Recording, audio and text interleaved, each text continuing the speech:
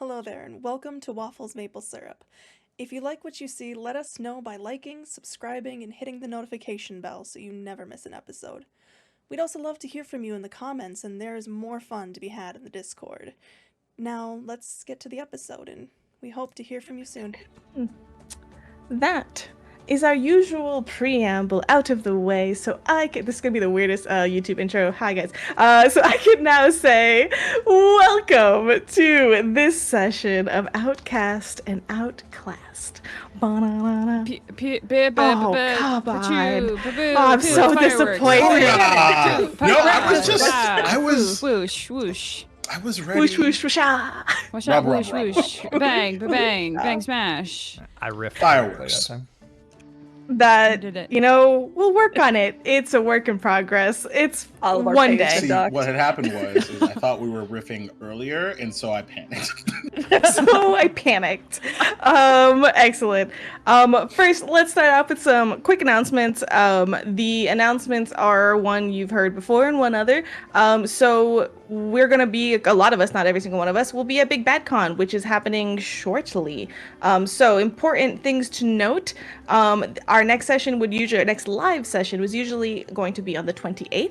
However, a lot of us are going to be traveling to Big Bad Con on such times, and as that, I'm stalling for the exact date. There we go. We will not I did it. be live on 9/28, and all of our media afterwards will be delayed accordingly. Instead, we will be streaming on an off week, which is going to be October 5th. So that will be close to my birthday, but right now it's close to Waffles' birthday.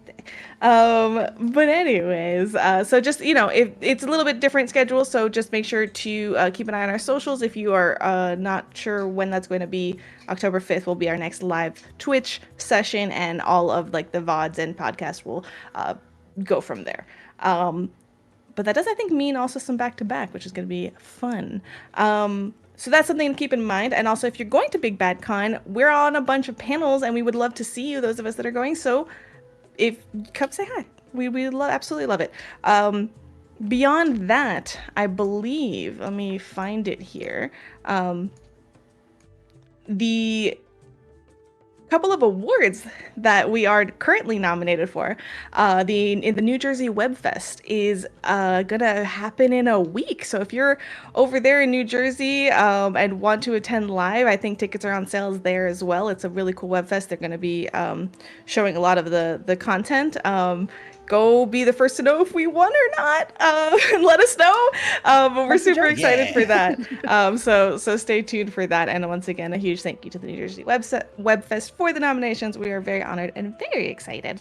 I believe that is all my announcements. So I will hand the mic over to Maria for today's sponsor. We are so fortunate to be sponsored by Eldritch Osiris Games, who is the first ttrpg co-op in history. What do? They work with creators and writers and cool ttrpg folks to make things happen. And by things, I mean products. And by products, I mean stuff like the thing that they helped Goblin Society Games make that I still haven't looked up the name to, and I'm definitely not vamping to try to find it. Things like Mech Finder. Like, you know, it's Mercraig's Trove of Soul and Matter is what it is, available now. But they also make a bunch of, there's so many really, really cool things on their site. All of the people who work on those things get a proceeds of all the stuff that they make, because they're trying to make a place where everyone who is involved gets a say in what happens, and it's really cool. They're really diverse, and they support really diverse people, and it's just so neat. So go buy some of their stuff, because it supports us, it supports them, and it supports the community, and those are all really great things. It's sports.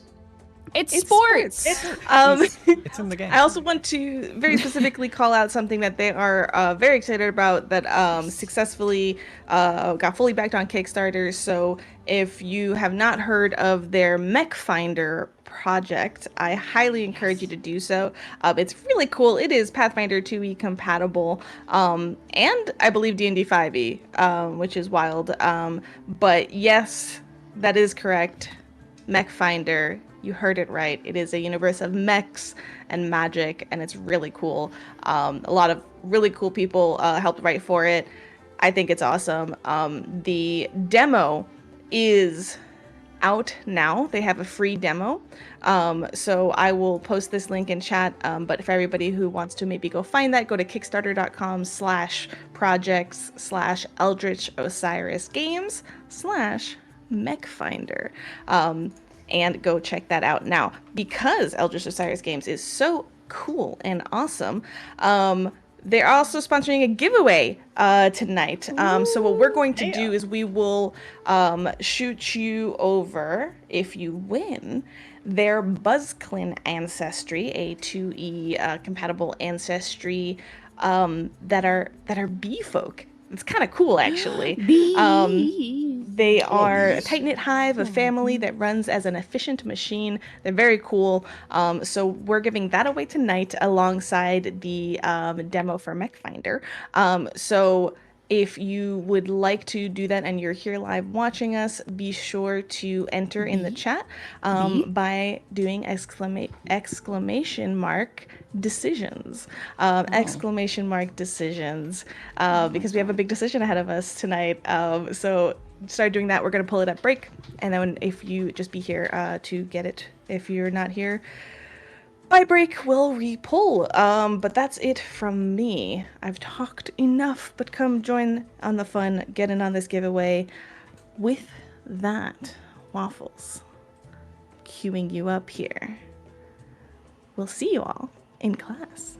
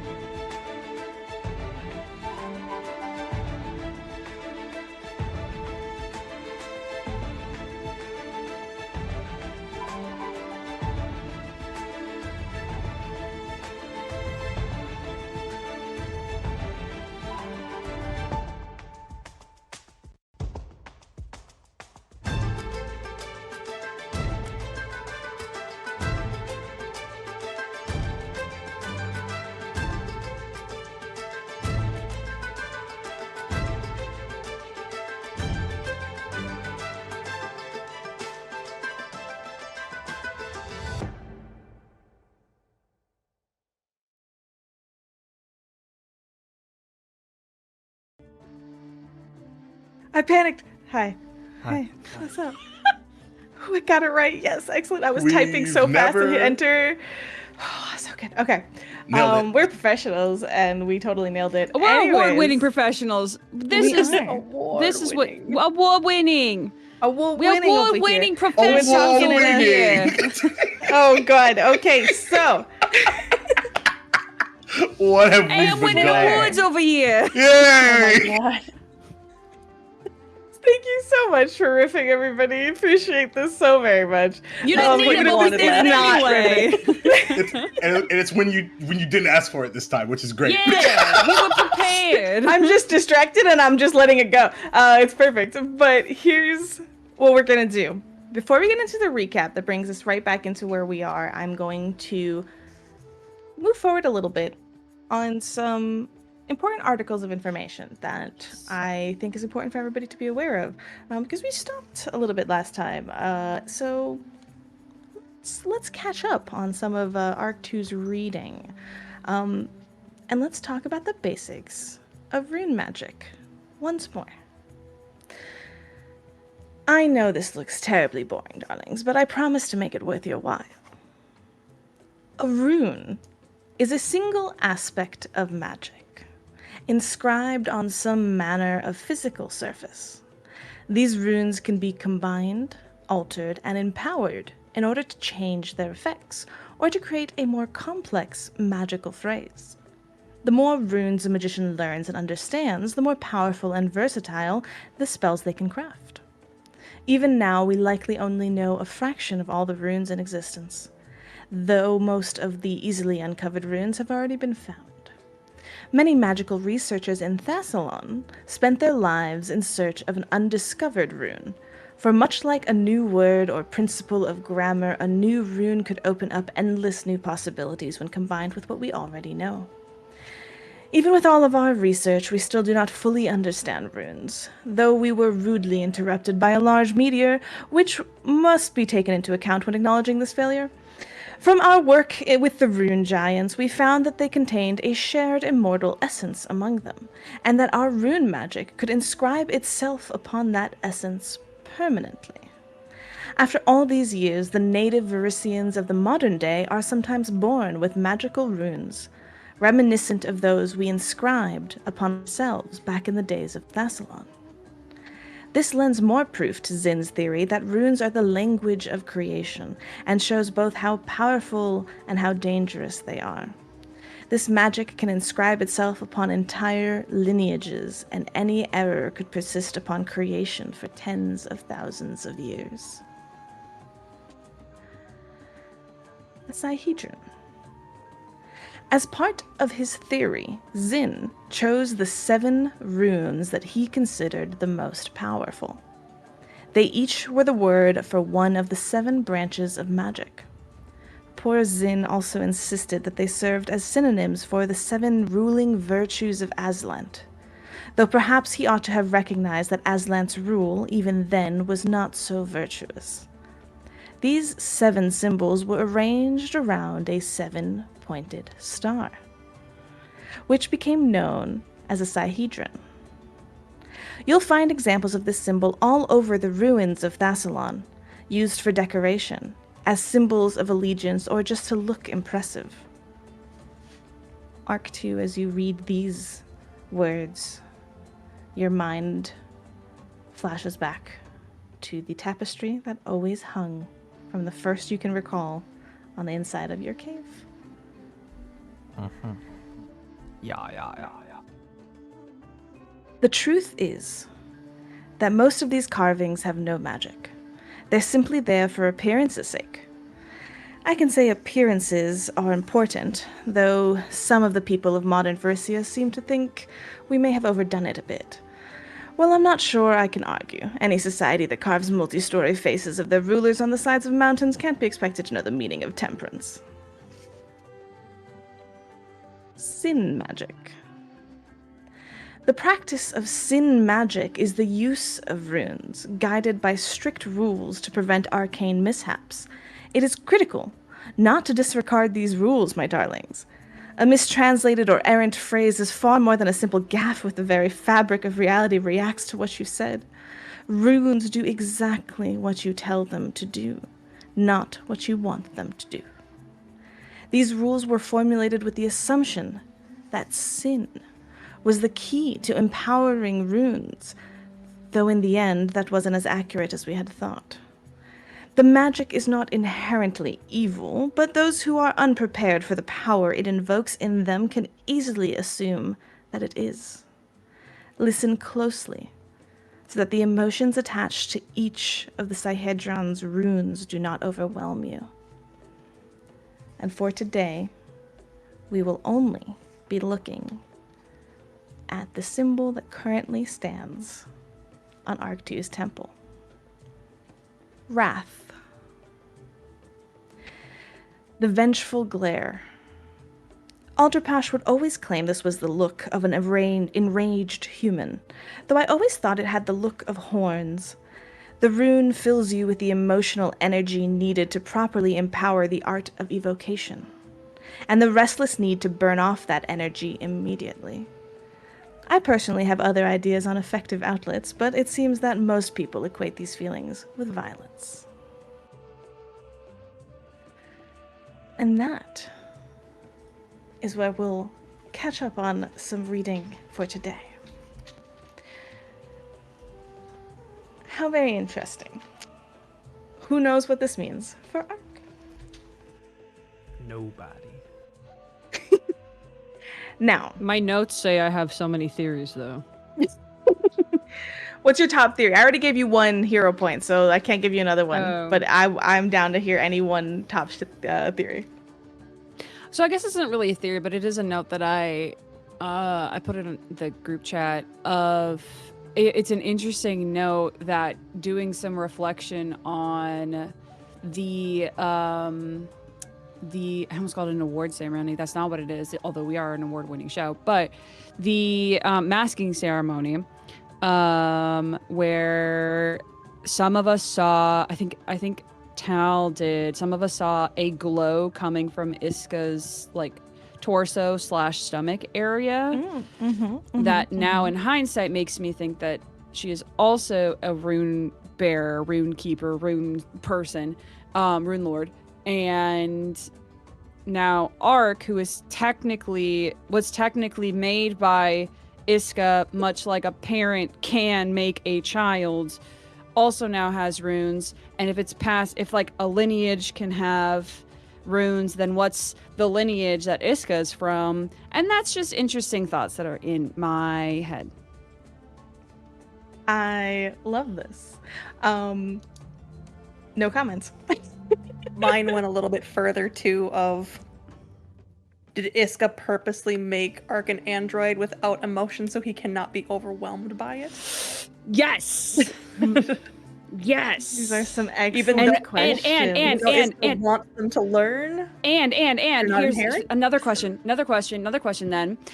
Because we know there hypothetically has been an Arc 1, was Arc 1 to overcome with emotions, and therefore for whatever reason got overcome by these runes, and I don't know, something died, left, turned into our big bad.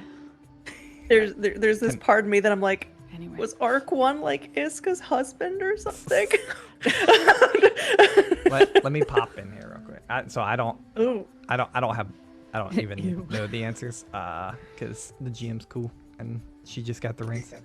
But I'm gonna play devil's advocate to start here and say, if she made me an android without emotions to help me learn these runes, then why did she go to Tal and ask Tal to help me learn emotions?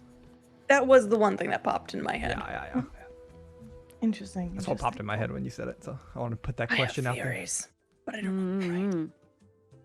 don't She wants me to fail too. Well then, that's in the past, and we're here now. So let's catch up to the now.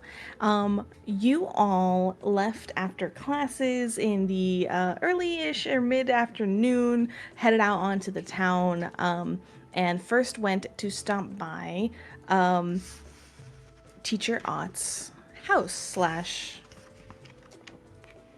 shop, technically, to meet up with Niana, Teacher Ott's wife, who's a glassblower at the city. You all discussed with her what she does, a little bit about her arm, which is a inscribed magical prosthetic.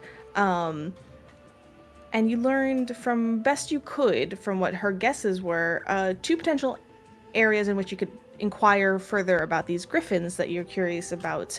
One being the spotted hyena on the outskirts of town, which was a place where people rent mounts. And another where perhaps people would know about the in and outs of things getting imported and exported into the city, including animals by chance, which would be the Sharrowsmith's exports, the trading bazaar. I believe those are the 2 that you picked up. After that, you headed out. And originally started heading to rent one of the boats at the canal, or rather get like taxied on a boat down to the, I believe y'all headed to the Sharrowsmith's export. Is that correct? You're going to the bazaar? Yeah. Cool. Indeed. When Arc 2 said, nah, I'm not going on a boat, I'm gonna walk. And I believe on this harrowing decision, a boat or no boat, what is it all about? Name of the episode. We're ootin' a boot. It's fine. Canadian. Everyone's just Canadian. That's where we are. So I will zoom back in, and just because I know there was some technical difficulty distractions, let's reset that scene just a little bit. I believe you were headed towards the docks. The docks are, there's a lot of, like, it's not one big dock, there's just a lot of little areas where you can go downstairs towards the waterways that have different docking stations.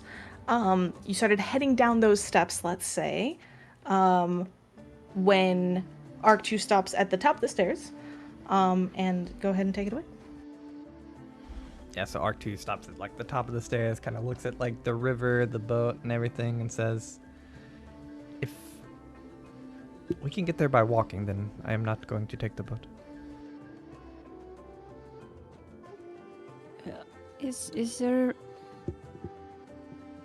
a reason you? I mean, it's like is there a reason you don't want to? Yes.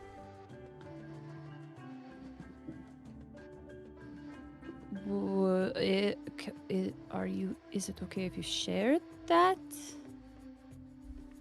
I would not like to be confined to the boat in case anything happens. Oh.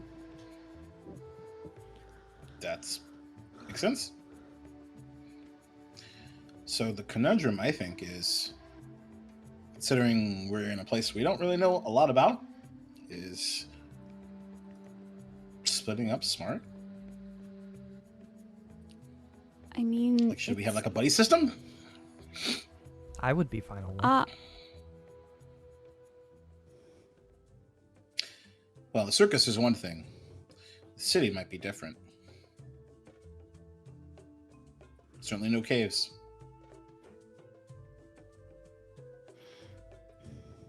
I have to be honest, I've never been on a boat before, and I kind of want to, but I don't want to make you uncomfortable, Ark.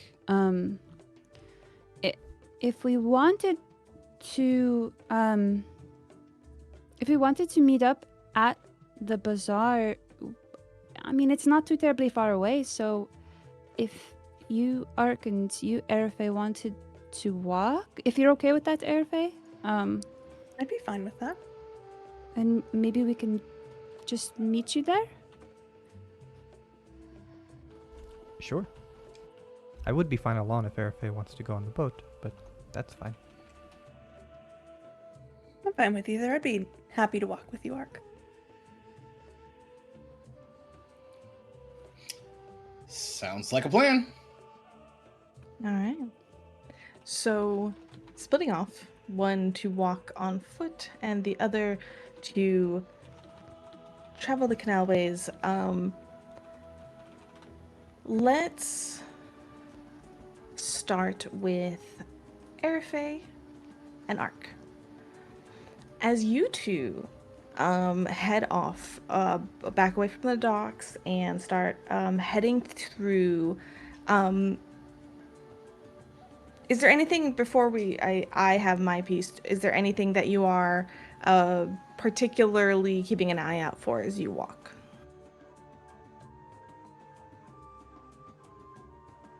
Ark is not. Yeah, I think like, so. if anything is off, but I don't even know if he would. I mean, his perception's bad anyway, but I don't even know if he would know what is off at a city,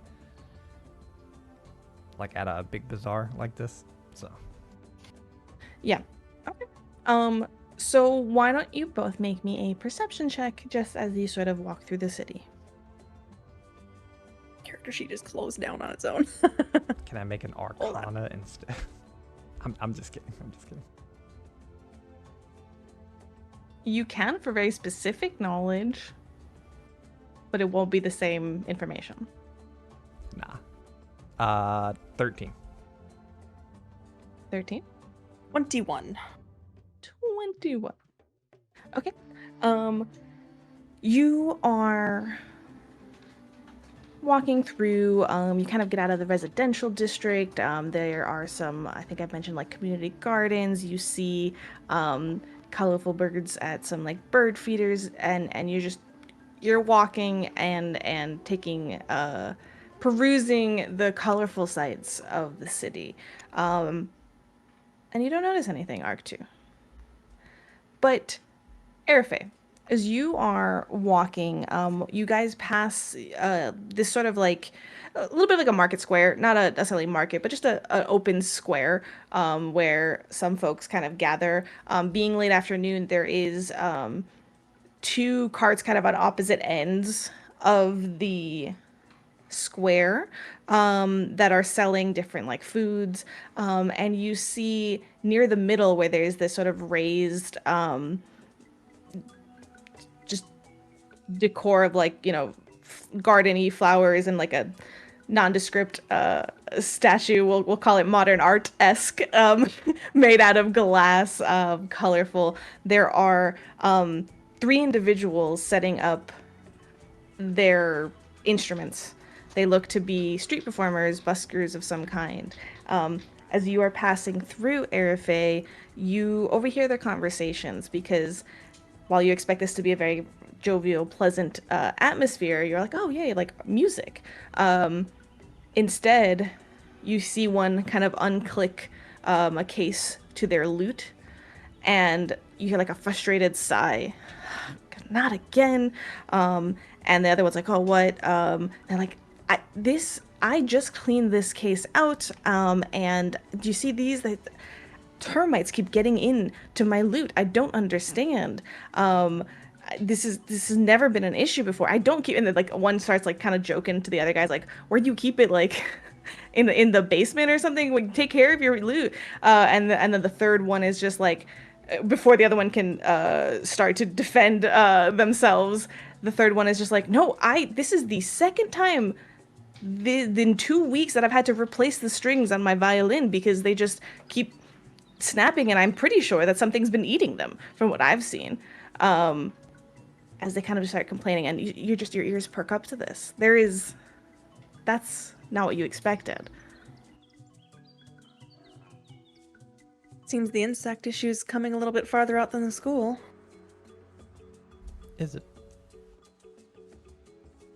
The minstrel over there is talking about how termites have been going after his loots. I don't know if it helps us at all, but... Should we check on it or continue?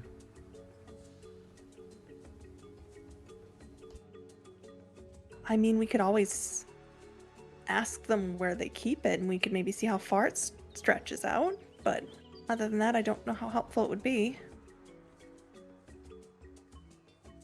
Sure. I think that is a good idea. I will let you take the lead. Okay. So I guess they'll just head towards them and try to make it seem as nonchalant as possible. Like, oh, we're gonna go listen to these minstrels, and I guess she'll kind of feign seeing their case and go, oh, that's... What happened to your case? Oh. Nothing, no, well, just some pest issues. I'm sure a good polish will hopefully keep them at bay. It's not a big deal. I've heard a few people having issues with that lately. Has this happened a lot for you? It's the other one that was making the one that was talking about their violin pops in, and you see this one's like a halfling just with kind of this like chin strap beard and kind of unruly black hair. Yes, it has been. Okay, it has been happening a lot. Like before the other one can answer. It's not usual. I take really good care of my instruments, despite it kind of goes to like shush the second one before they can interrupt what you say. I take good care of my instruments, and no, this is not normal. Okay, it's the mosquitoes are out of control. Everything's out of control. Oops, sorry. Interesting. Do you store them in the city, or Stays on me all the time. It's like my child. and yet they're still getting attacked by bugs? I mean, I don't sleep with it. It goes, at the foot of my bed or on the dresser when I'm resting, and I don't play it 24/7. And it just I keep finding bugs on it. It's good quality wood. I'm not surprised. I mean, like I said, we've been hearing a lot about this. Where in the city do you store it? So what you get from the two individuals that are seeming to have some bug issues, they live in like different areas of the city. And it doesn't seem to stand out to you like that it's close to any one concentrated area, at least with these two. One's more westward and one's more northward. Do we kind of get that are they close to the school, or is it farther away from the school? I don't think they don't have a map, and they're not quite like, you don't know the names of the streets and things like that, so it's a little hard to pinpoint exactly. They're like, oh, we're in this district, it's like in the second section, and if you ask them, they do say that they are within the so the way Natambu is set up, and I'll look at the map, there's the river ring around the Magaambya, and then a secondary ring that the river cuts through beyond that. When you ask them specifically, they do both live on the inner ring closest to the Magaambya, which is the one that you are in right now. Okay. When did this start happening? Or notice, I guess. For my violin, I think I noticed it just last week, and then the one with the lute goes, I don't know. I mean, I feel like I've seen those termites for a couple weeks now. And Ark will look at the third one and say, and you're not having any problems? Nah, not having any issues. I don't know what they're complaining about. And you see that he holds up like a triangle. I was like expecting to pull out like a full ass tuba. He's like, I'm fine. Sure. Now let me make it a brass instrument. Thank you. Yeah, it's a bit better. And he does hold up this like trumpet. Let's do that. It's better than fucking triangle. Straight A violin, a lute, and a triangle. Let's go. Don't make fun of me. They're waiting for the rest of their troop. It's fine. Look, man. Every banjo band needs a triangle. Okay. That's true. Triangle or cowbell? It's not pick one. I was gonna make the cowbell joke. Should have got cowbell. Need more cowbell. Yeah. Yeah, he kind of like holds that up and is just like, no issues. I don't know what they're complaining about. I think they're not taking care of their instruments. Yeah, well, termites don't really like metal. I mean, sure, I just take care of my, take care of my goods. You should trade instruments with one of your friends one time. He kind of looks at you confused. Why?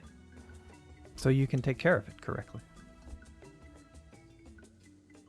Oh, if you're looking, kind of turns to the loot fella, and it's just like, if you're looking for care tips, and starts like launching into this like, I use only the best, just goes into it.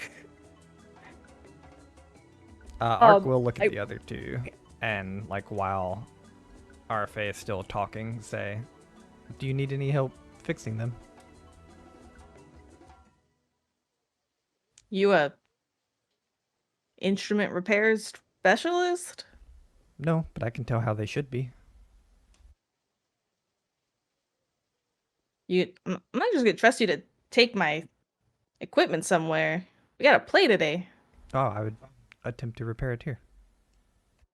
Kind of looks you over. I'm assuming you're carrying like your normal like pack or something like that. Nothing.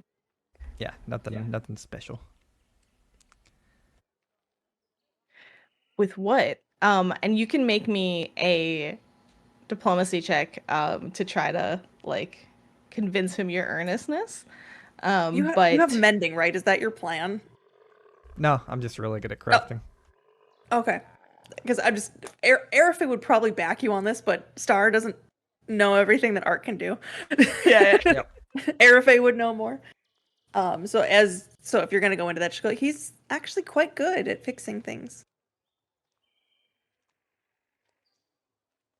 I mean, this is specialty. I mean, this is the just like piece of. I rolled a natural Absolutely. 16 for a 14. You're gonna negative 2 to crafting. No, to diplomacy. Supposed. Oh, diplomacy. He's suspicious of you. Still, like he's not like fully not suspicious in like a overly odd way, but just he's not just gonna hand the instrument over to some random person that is saying, "Oh, I'll fix it for you." And he's like, "You in what tools? Right here?" These right here, and he'll pull out like his crafting kit that. I mean, he's good at most everything, like from woodworking to everything else, but it probably leans a little more towards the magical end of crafting. Mm-hmm. He kind of looks you over, and you're backing him on this, Arafe? 100%. I am an expert in crafting, if that gives me any kind of good thing with him. I don't know, like. If you get to the crafting part, for sure. Yeah, I was saying like if you can see the calluses on my fingers, you know. I think showing the tools makes him realize like, oh, like you do seem to actually have what you need for this. But Arafe, also roll me a diplomacy check just to see how if he does this or not. If I fail, it's Arafa's fault.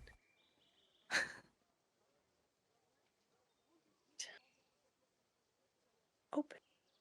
I apologize. Path Builder is giving me all kinds of issues today. No worries. It keeps closing on me. All right, diplomacy plus 10. That's a 26 to help. Sheesh. Ooh.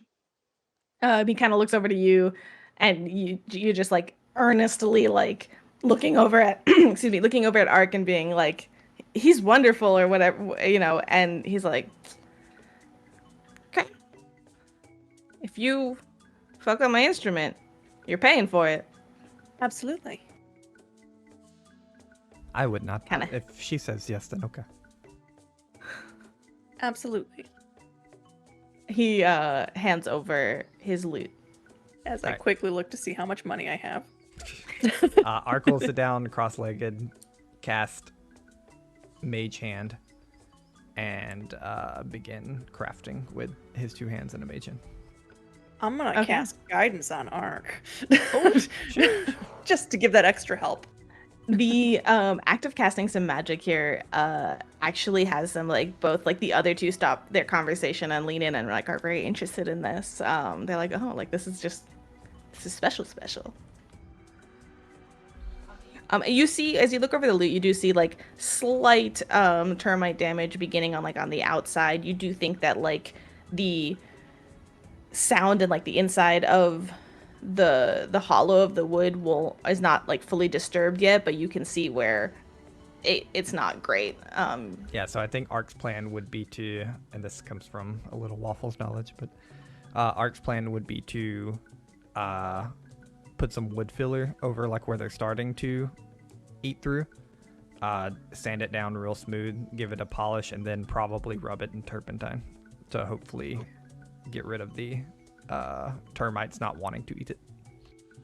Amazing. That sounds so good for me, who I know nothing about this, but it sounds legit. So go ahead and make me that crafting check. Sheesh, that's low for me. 20. 20. What do I get for what do I get for guidance? +1 to it. 21. 21 DC 20. No, I'm kidding. That is 22. Screw you. And I have a third hand, so. I see, mage hand. So it is not that difficult in the end. The damage is minute at best. You can see that he does care for his loot based on like how polished it is and everything, and it is just like, you know, they had just started basically when he caught it. So easy enough. You do all those things that you said, and you kind of smooth it out. And as you kind of go to do that last coat to deter them, he's like, "Wait, what are you?" And then like realizes it. And he's like, "You're a smart kid. All right, thanks. I appreciate this." He kind of turns it over in his hands. This looks really good. You have a shop around town? No. Oh, all right. Well, you offer your here, and he'll like go reach into his pouch and like flip you a silver for the work. Ark, I appreciate it. Ark like looks at Arafe. I would not have paid for the loot. Should I take this? Yeah, you did the work. Okay. Think of me as your backer. Listen, so we're the Sounds of Delight. The rest of the crew will be here soon. If you ever need like, you kind of looks over back towards you, Arafe, and Ark, seeing kind of the magic that was used and kind of just guesstimating. He's like, "Y'all students? Yes. At the Magaambya?" Yes. Yes. All right. Well, if you ever hosting a party and need some musicians, think of us. But we're usually around here. We have a deal with those, and kind of points to the 2 food trucks kind of style. Food trucks, food carts. The cart that just says taco time. The steam engine food trucks. But thanks. What's your name? I'm Arafe, and this is Ark. Arafe, Ark. All right. Ark 2. Ark 2. All right. Well, name's Dio. And this is like the halfling talking. It's me, Dio. Appreciate the help. Sure. Kind of start going back, and the other one tries the annoying third one that was like trying to explain how to take care of the loots, was like tries to go back into it, and they both shut him up. And you can tell that they're going back to like prepping and starting to tune their instruments. And yeah, We should probably go and try and catch up with the boat. the boat is probably a faster mode of travel. Yeah. You With always this impress me, Ark. You know Why? how to do so much stuff. You're good at too many things. You just try them, and then you get good at them. You're good at things you've done before. True. So you should do more things. But- I should. And she kind of thinks, it goes, I might be good at some things I don't know. But seriously, everything you try and do, you're just excellent at. I didn't know I Very could fix impressive. the instrument. She has that full first moment, oh god, because she's like, I was going to pay for that. But I've never fixed one before, but I have done things similar.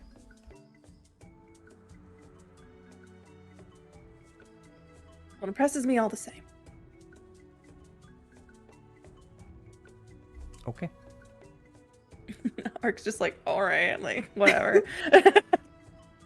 Is there, as you continue walking downwards, crossing one bridge to the next kind of more outer ring of the city, and head down to the bazaar. Is there anything else with the two of you?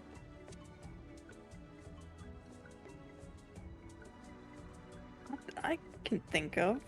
Also, Ark has something he wants to talk about. Yeah, Ark will mosey on through the, like, walking and stuff, and then just kind of, after, like, 2 minutes of silence, just kind of out of nowhere, say, did you enjoy being leader when you were?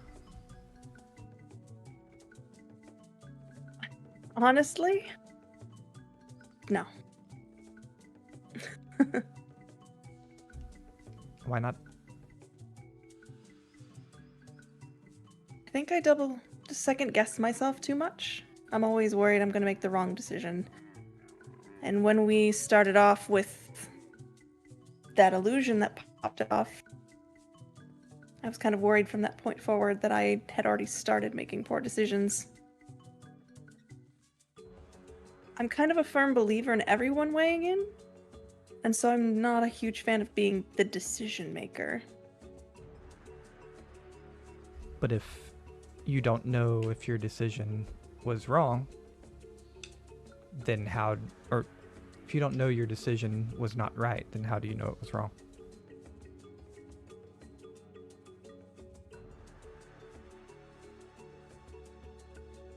It felt wrong. I don't know how to explain it more than that for me. I mean, that could have been so much worse than it was. I mean, it could have done something. And I think I just felt like I was lucky that it wasn't worse.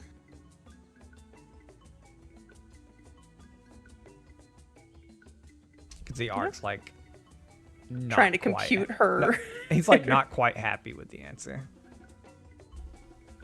And yeah, he's like trying to compute it through everything. So you don't want to be leader, but you would question other people's decisions?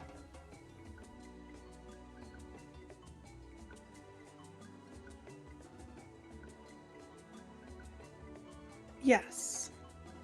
But you don't know if your own are right, so how do you know if someone else's are right? I don't. But I think that's why I believe in the collective decision rather than the singular decision. I can't think of everything, and I always appreciate other people's input. And I think my problem is when I'm put in a leadership position, I assume people want me to just decide. It's usually the best way. I think if more people input, you see more angles, you see more possibilities. You think of things that I don't think of, and I think of things you don't think of. So together we can make a better decision. I'm, to be honest, not a firm believer in the singular leadership idea. It sounds to me like you want to rely on those around you. Absolutely.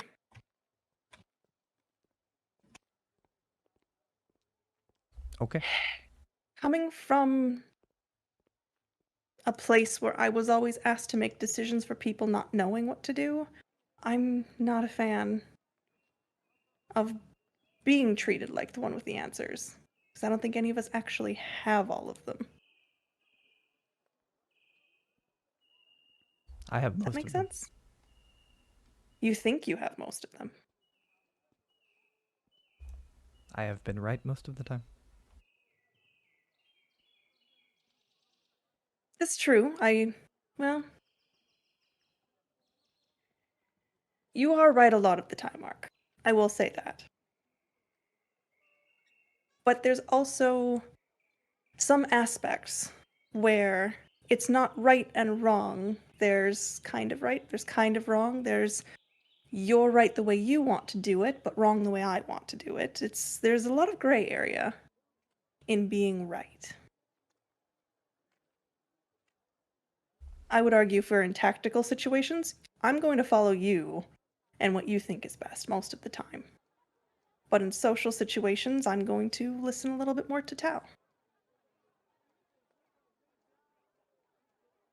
Sure. I see that. One thing that strikes your mind, Arafe, actually, I take that back. Instead, Yafira kind of pipes up from Waiting for beside her to you. come into this. Oh, my favorite. You relied on Arafe to tell you what to do with those musicians. No, I thought Arafe would benefit from having more leadership experience. Bullshit. And you know that's why? Because you didn't know whether to take the coin or not. True. I don't deal in money often. Exactly. So you relied on Arafe's input. It's not a bad thing. Both things can be true at the same time. He's I like, don't disagree with Ark. I need to grow a backbone. Let's be honest.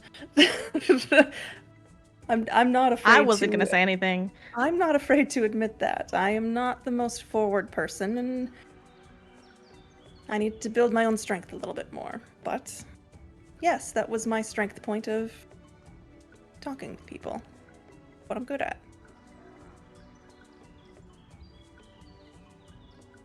Ark's like thinking. You can tell that he has more stuff to say, but he decides not to. And so you can do what you want with that. Does Arafe notices that he looks like he has more to say? Yeah. Ark, you can just say it.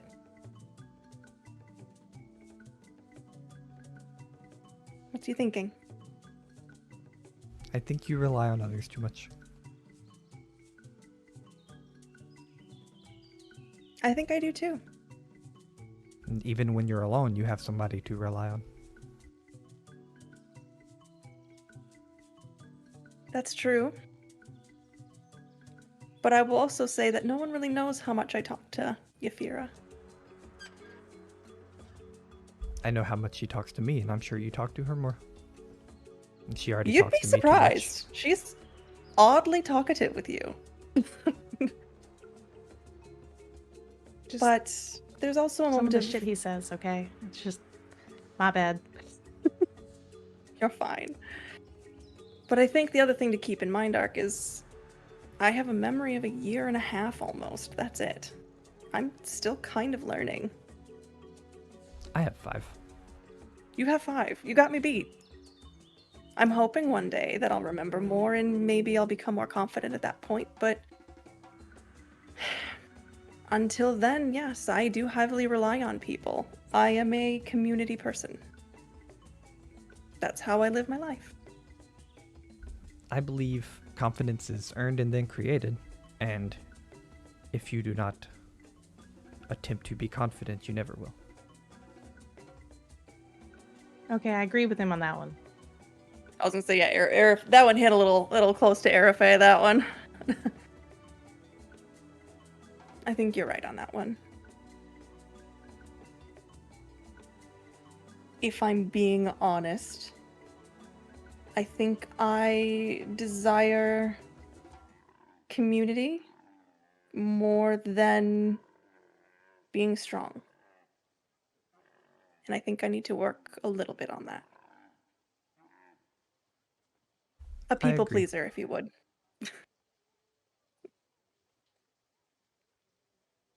So I do appreciate you making me slightly uncomfortable so that I have to get better. I appreciate that.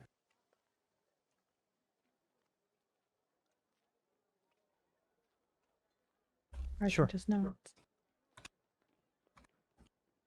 There's a little bit longer in the walk from there that there's this moment where you are surprised to sort of hear if you're say almost to herself, community isn't always all it's cracked up to be. We don't need, I know you want other people, Ari, but It could just be us and we'll be okay. There are these moments that Yafira says things, and I want clarification. This is one of those times. Could we make it on our own? Probably. Should we? Yes. No. And Yafira does like give a slightly like frustrated sigh. Like she kind of says that yes, almost knowing you're about to answer, tries to kind of like get in before your answer because she hopes but knows that that's not what you're going to say. And then when you kind of confirm your response, she sighs with a slight like deeper frustration than perhaps like clearly she's frustrated about something beyond just this.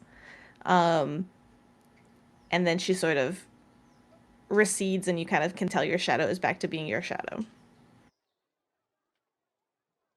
I really do think she likes you. Like I said, she talks to you more than others. Sure.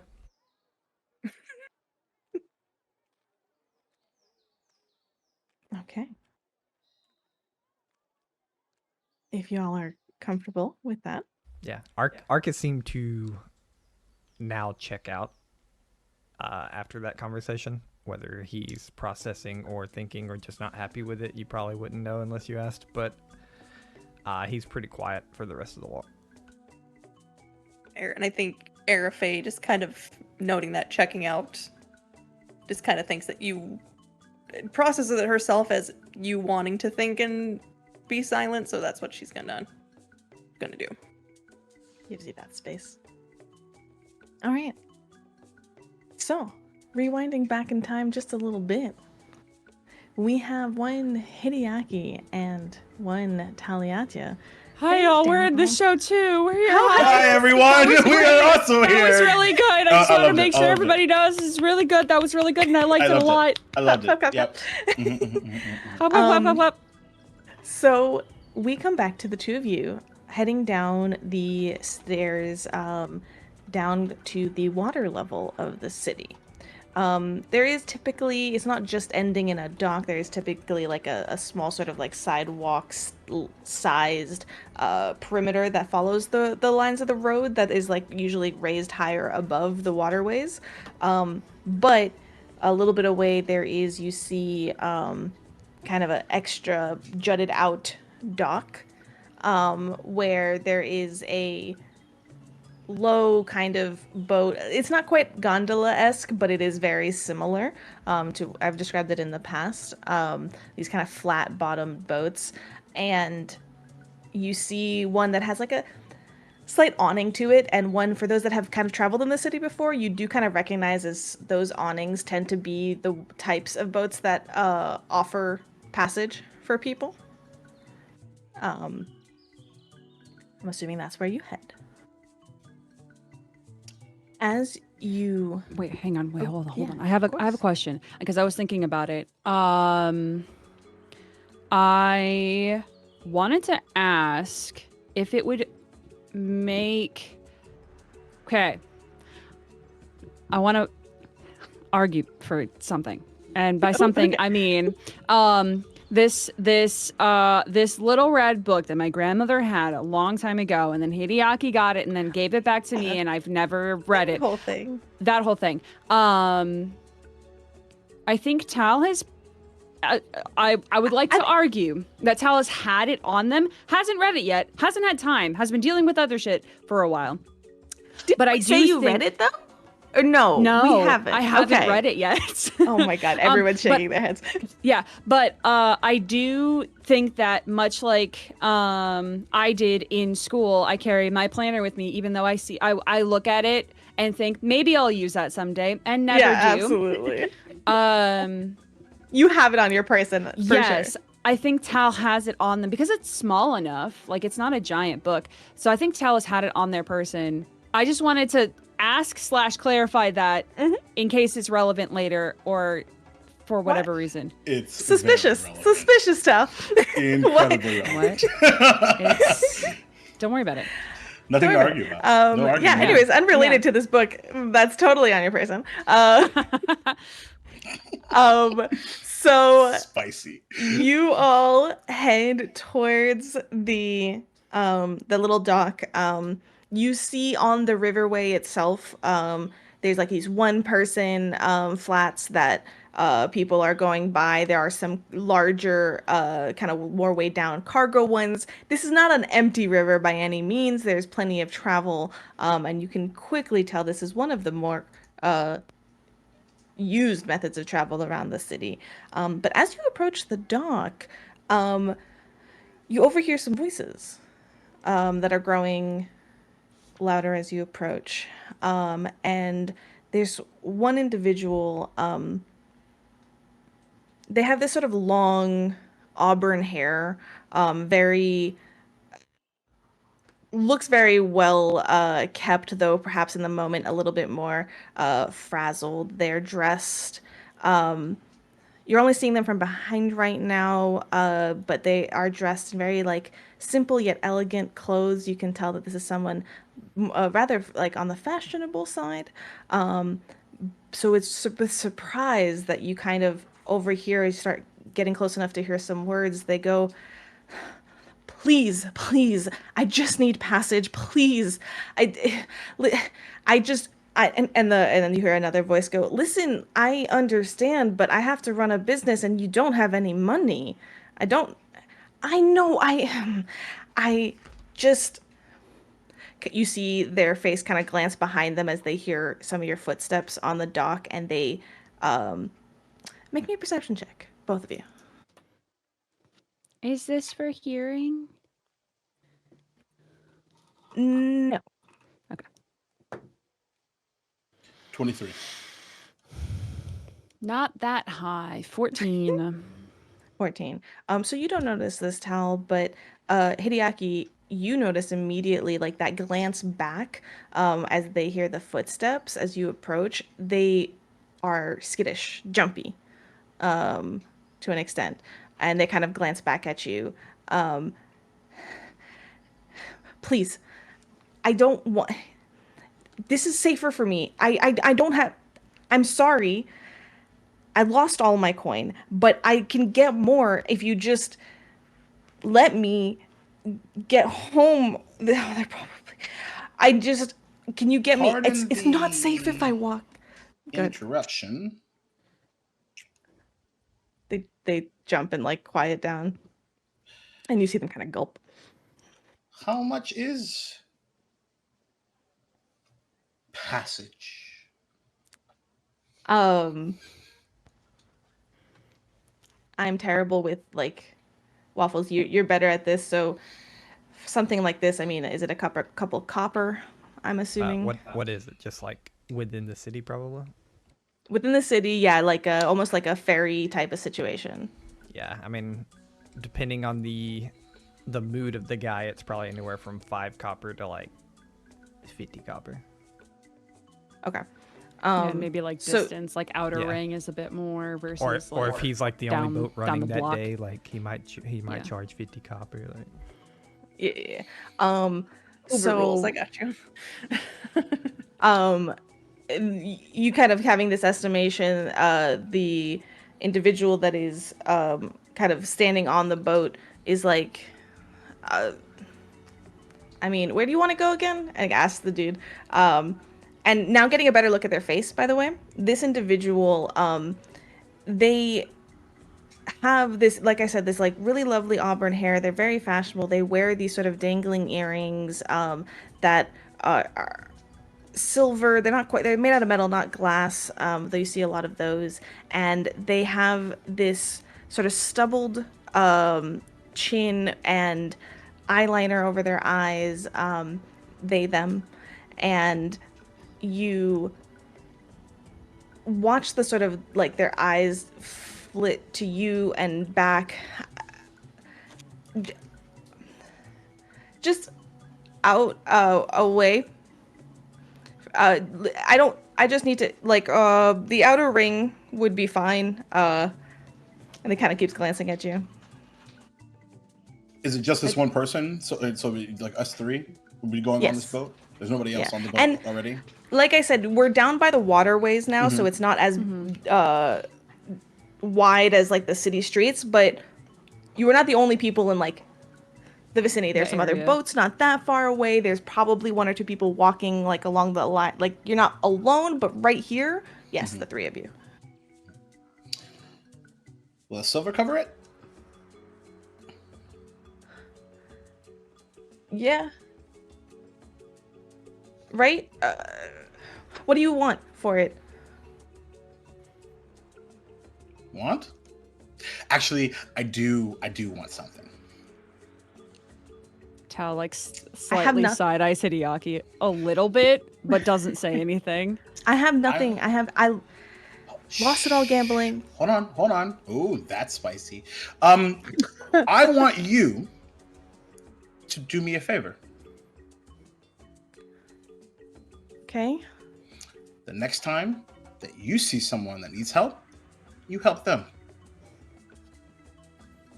I give you this like look of like disbelief. Seriously? Yeah.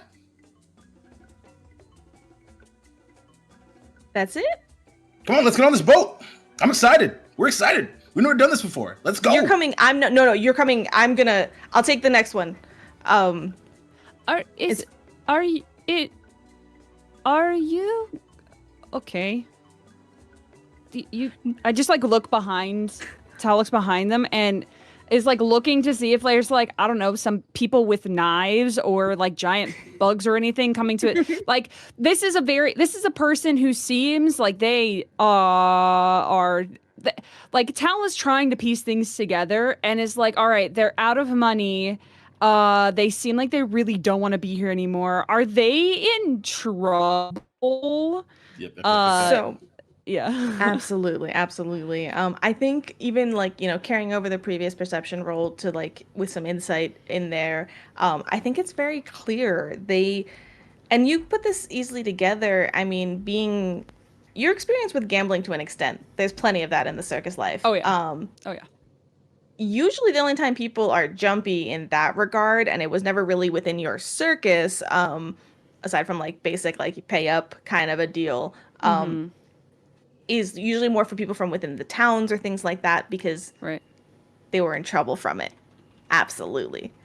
Somebody was after them or something like that. That's fitting the bill here. Yeah. So when you ask them, are you okay? They look over at you and they're like, no, not really. I need to get out of here.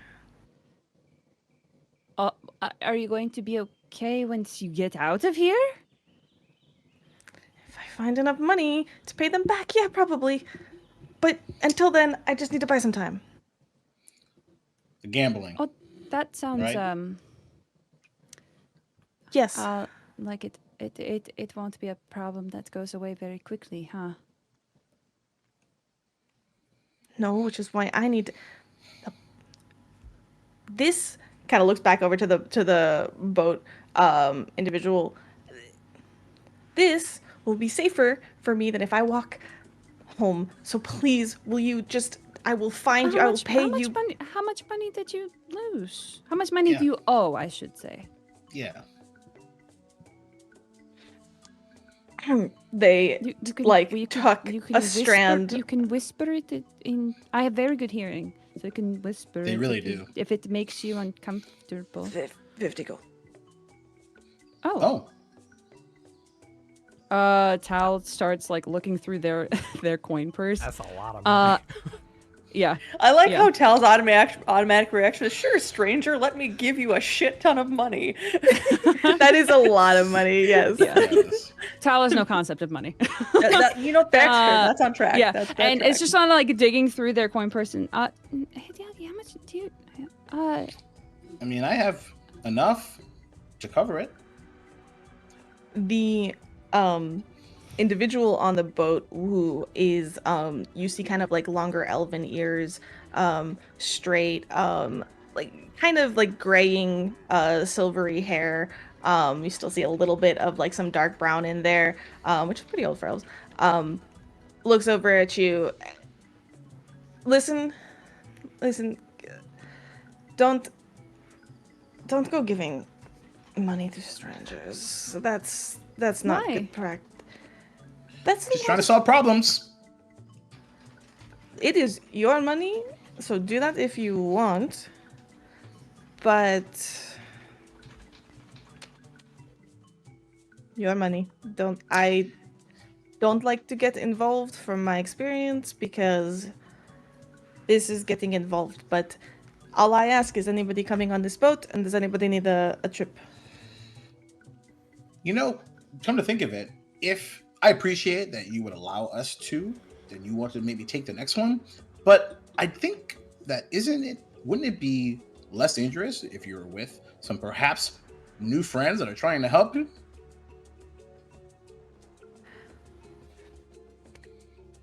Go ahead, the two of you make diplomacy checks to see how, like, this person obviously is suspicious, but like how genuine you're able to come across.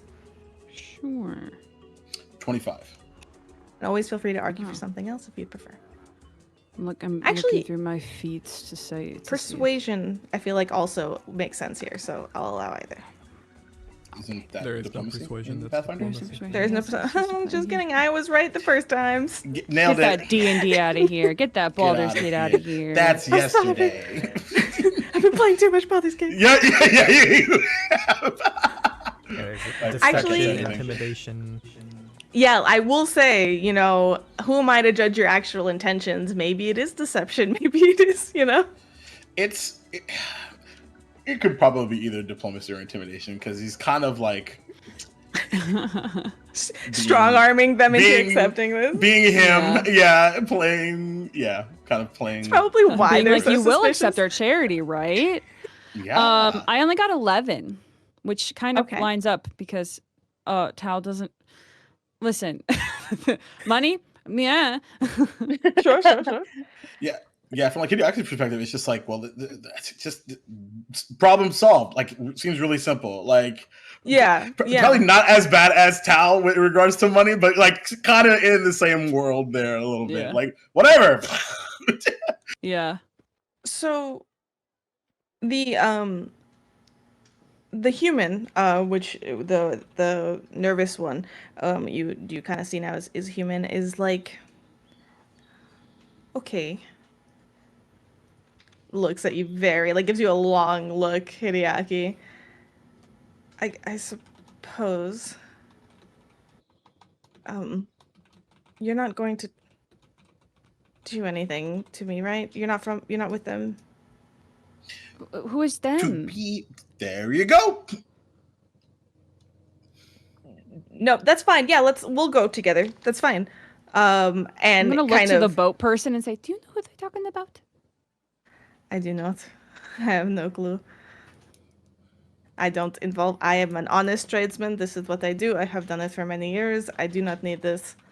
But if you will pay for his fare, and this is your involvement, not mine. And very clear, kind of points to the human. This is not my involvement. Making this explicit. And the human who is like beginning to board, the boat is like kind of stops halfway, looks at you, the two of you, and the boat's person is just like, no, I'm fine, thank you. It kind of starts climbing on the boat. Are you two following? With a big smile on his face. Tal with like a more sorry to smile to the boat person and also getting on. Kind of a little bit, I think Tal does the like takes a step assuming that this is going to be just like stepping on solid ground or like stepping on a wagon essentially, so there's like a little wobble, and then it's like a lot more, and Make me a reflex save. Okay. Great. Good. Good. Wait, do I have a Wet No, cat that's if I shows fall. up to the bazaar. Just a Oh, sopping no. wet Can cat. I roll one too? That sounds so fun. Have you ever been on a boat before? Have you taken any of No. the boats since you've... Okay, go Absolutely for it. not. Good, 27. Excellent. That is a 22. Okay. Nice. The two of you step onto the boat, suddenly like surprised by that it's not the same as sturdy ground. No, it suddenly dips. But then it comes back up and you're like, "Oh, this is it takes an initial adjustment." I think out of like just pure instinct of needing to grab a hold of something just to like in that brief moment, there's just an arm just like grabbing onto your like shirt sleeve to try to like balance themselves. The I got you. elven individual actually like very adept at having customers board their boat, like sees the initial step for the two of you, steps forward, keeping one foot like to counterbalance like on the other side of the boat, so not everybody's on like one side, but extends like both hands in your direction, like doesn't touch you, doesn't grab you, but is just like there ready to stabilize. I think we're good. Okay. Well, Tal is like en route of like still holding onto your sleeve, is like reaching for the hand and says, "If you say so," and is going to just still take the hand and like use both Hideaki's arm and the hand of this lovely person who's just trying to do their job. Is this to get your first settled. time? Are you not from here? Not originally. No, not really. Used to water, honestly. Swimming, yes. Boats, nope. New for sure. Oh, I've never gone swimming. Well, then I am truly honored to be the first experience of the canals of the Natambu. Welcome. Please sit Thank you. in the center. It is the most balanced. Do not make sudden movements on either side. You can tip the boat. We don't want that. Okay. I will contain my excitement. Please keep Wonderful. your arms and legs inside the boat at all times. I was literally gonna type that in chat. Dang it. Get out of my brain. And now that you have found yourself settled, and kind of looks to the two of you, and then the third one is like sitting near the back of the boat, like a bench behind, like with between, like as far back as they can get, so that they're not with the two Like of you. we're the front of the class, they're the back of the class. Who is very adept at like traversing this, had no issue. Looks at over right back at the individual and is like, so the elf speaking goes, so now that everybody has settled, where am I going? Oh, right. The bazaar, right? Yeah, the exports. Sheriff's Sheriff- expert. Yeah. Excellent. And you? Who looks past the two of you to the human? He actually spins around completely. The boat like Yep. rocks. Sorry.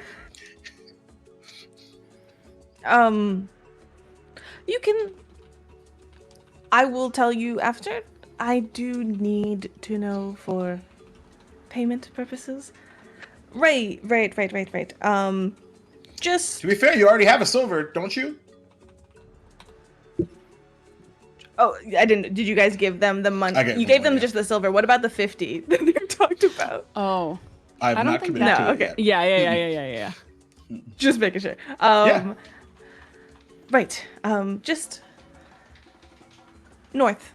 For now, it'll be fine. I will direct you as we go, but far north, outer ring. Is that enough? Like shows the silver.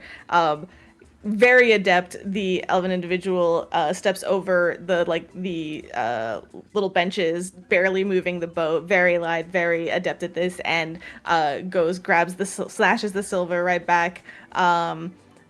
And for you to, let's say, just a Shadowsmith with him, 4 copper. On top of the It's not silver? far. That was for his. Oh, I'm so sorry. And no, it's all right. They, them. Of course, they, them. Their travel, no? Oh, I see. I was hoping it was going to cover all 3 of us. It's fine, Hideaki. And it is. I'm not debating. I'm just stating I will my pull intent. the copper out. 4 copper, you said? Sure. Thank you. No, me, the player, asking. That was what they said, right? Yes. Okay, perfect. Incredible. Great, good. Not Same me, page. Syrup, also being like, I don't remember what I just said. It's fine. What did I say? Whatever. Yeah. So you hand over the money, they pocket it away and begin. They kind of push off the docks and begin. And you see the way this it's not a ship, it's this boat moves is very rather sturdy, given the transport of like multiple individuals. You can tell more can fit. And you kind of start setting off on the river. Neither of you have experienced this before. You feel the breeze, you see others going in other directions, you kind of quickly get an idea that like people do kind of keep to directions in the waterways just as you would on land. I will give you all a moment if you wish as you begin to travel. So because it's the only thing I've been thinking about all day, like how ridiculous does our fur look right now? Is it just like It is not Well, it's that not like a motor. It's not like. I don't know. Like that, literally, I've been thinking about that all day. I'm not gonna lie. I've been super hyper focused on that. So, Just the ridiculous. to meet you in the middle there, it is not. Yeah. It is not a motorboat by any means. Yeah, but yeah. At the same time, the canals are way lower than the where most of the city is, and so that does do sort of like wind passes, like wind tunnels a little bit, and you do travel at a fair speed. So you do feel it's begin to like brush back as you pick up a little bit of speed away from the docks.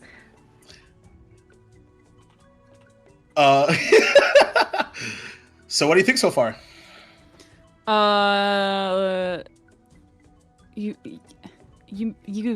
don't get an answer right away, and I think it's because Tal is like as close to the edge as they can without tipping the boat over, and just has like their hand like in the water, like just like the first bit of their fingertips as the boat is moving, and they're just looking into the water, and it's probably a little bit like, you know how city water can get with there's probably some detritus and trash in there and like weird stuff on the bottom, but they're just looking. There is little bits, but it is surprisingly well kept after. Like I'm thinking more like stuff that has sunk to the bottom as opposed to like things floating on the surface. You know, that kind of thing. One of the things you do notice as you kind of look through the sides, you see little areas where there's like a rope or some kind of string tied to something up against the sides, and is like ducked into the water below, as if like they're keeping something underwater that they can pull up. You see them like enough times that you're like, this is not just like a one-time deal, and you kind of you do notice a couple of those. It's a thing, yeah. And they'll like turn back and say, this is pretty fun. This is nice, and we'll just kind of like sploosh in the water a little bit. I don't know what I was expecting, but it's nice. He'll like kind of walk over, carefully. Oh, yeah. I mean, I haven't I basically just scooted slightly over on the banks. Yeah. Okay. Oh, I thought you like got up and went to like the. No, because I don't think that this isn't like a giant. Yeah. It's very small. Yeah, like it's like Yeah. it's like people sit side by side on one of these benches. Yeah, it's like a gondola. Okay, cool. Yes. I think I was hoping it was going to go a little faster. But again, like I don't even know why I even had like an expectation, because I genuinely have no idea what I would have expected other than faster than this. But still really cool. If you're interested in speed on boats, I messed up their accent, my bad. If you're looking for speed, they do racing, but they're not these types of boats. Those are the flats. Good to know. I did hear about this, but I forgot until you just mentioned it. There's also other boats here, so going fast probably isn't a good idea. I suppose from a safety perspective, that is fair. Yes, they close off some canal spaces for services. He connects and talks to Overnoza. Should I do it now? Should I do it now? It's been like forever. Is it now? Is it right? Should I talk about it now? Should I talk about what? Well, this whole thing. The fact that it's like a endlessly frustrating progress report. Maybe like, where am I now? Am I still currently living right in that same meter of endlessly frustrating, or perhaps I am somewhere down lower to slightly frustrating and still sometimes somewhat selfish? Maybe. Hideaki. You just woke up over Noza. He's just like, I'm asleep. I hate you so much. I'm not gonna lie. All I heard was, Hideaki, I'm going through a tunnel. I can't. But you should absolutely say whatever it is you're going to say so that I don't have to decipher what that was. Great. What's the worst that could happen? Oh, I probably shouldn't say that. You really shouldn't have. Thanks for that. So, how are you? I feel like I haven't asked you that in for a little while. Tal glances over, kind of still, I guess partially laying down on the bench to reach the water, and will, flick off the water from their paw. I'm fine. Sweet. I guess. Cool. So something came to mind recently. Something that you said that I found very interesting. See, typically, at least in my experience, so I could be very wrong here. I am known to sometimes be. Sometimes, when you speak, it is typically with an even tone, very smooth, and then you say the word power with gravitas. Have you noticed that? You've done it twice that I can think of.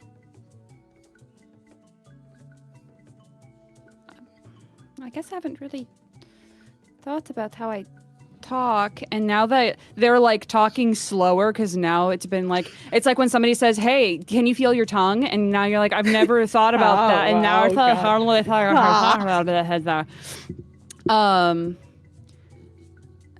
guess I've never really thought about how I say words. And don't get me wrong, not a negative, super positive. No, continue doing that if you want to. It's up to you. Involuntarily, voluntarily, whatever. Hideaki, what are you trying to say? Because you're talking a lot and not saying anything. Yep. So, what does that word mean to you?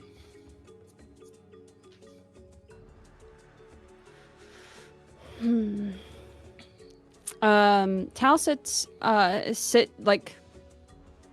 of fully sits up now. And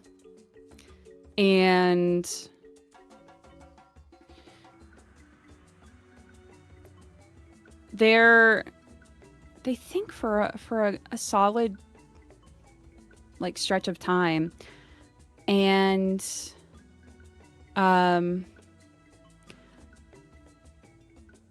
not looking at you, kind of just looking towards the end of the boat.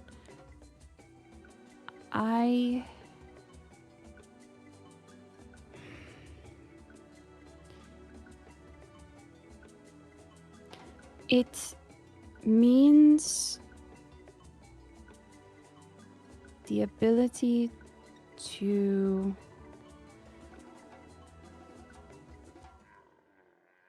have a say in things.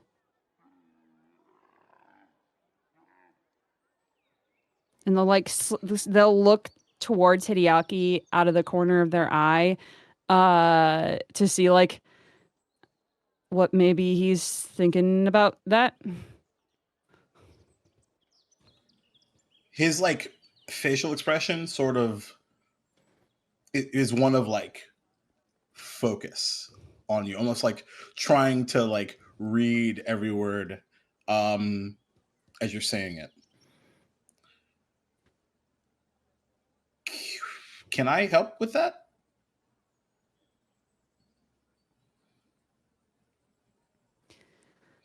Or would you like help with that?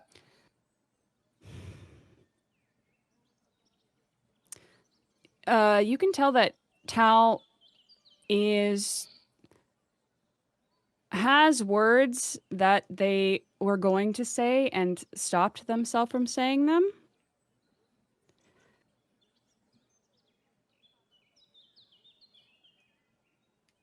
I'll ask if I need help.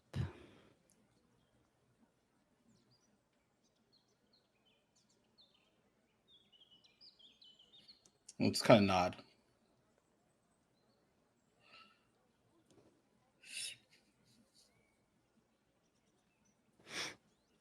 I think there's like an awkward silence from 100%. Tal's side, at least, for a little ways. In your head, Hideaki over Noza goes, "There, that wasn't so bad, was it?" That was only the beginning. We're still going. We're still on the boat.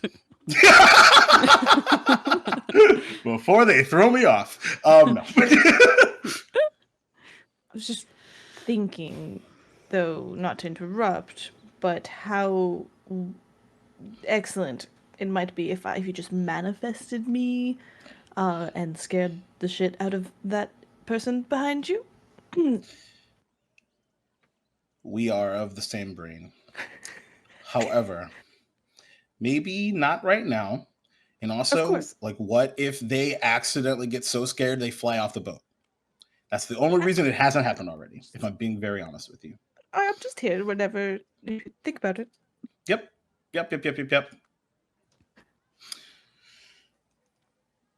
Hideaki, what do you think that you could teach me?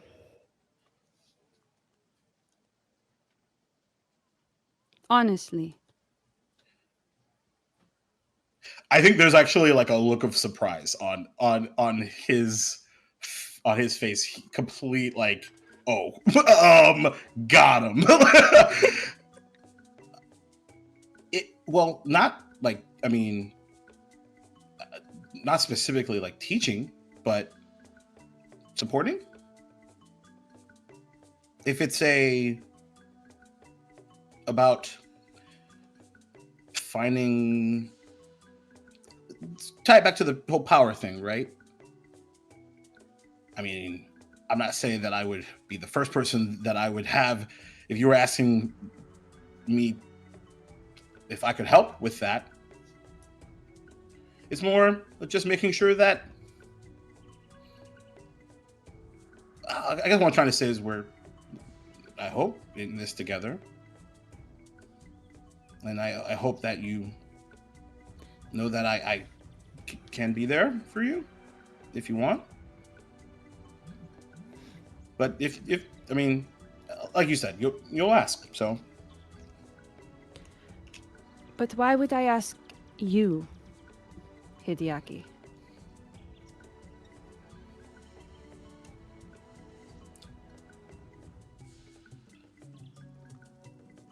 Because I'm a little bit louder and can maybe get this powerful point across in some aspect. It's not a great answer. Do you want to do a do-over?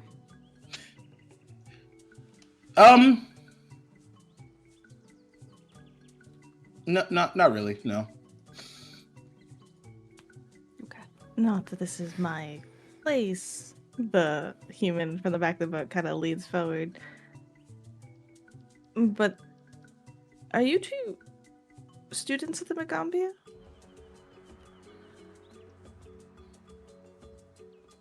Yes. And there's like a little bit of... There's a slight edge of irritation on Tal's voice. Kind of like maybe they forgot this person was there.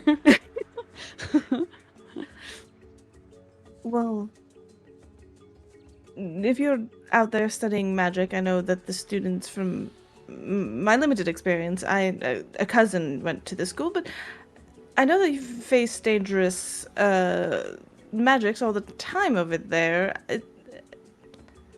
Sound like very supportive? Tal's gonna turn around as they're talking and actually like interrupt them mid-sentence. Yeah. And say, and what's your point? No, sorry, I am here, and I don't like tension. I was just... This fella over here sounded like they were trying to be very support. I'm going to go look for some fish, and it will turn around and we'll just start like looking over the side of the boat. Hideaki will kind of spin because he's spun around too. He'll kind of spin back around. I will take a second take.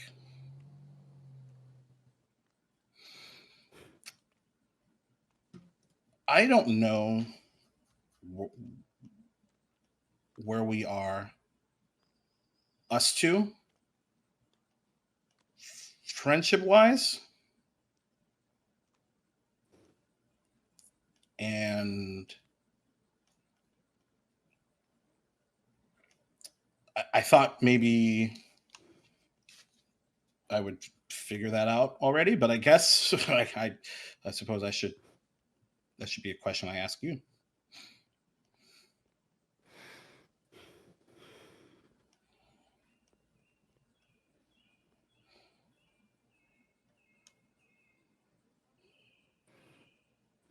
I don't know.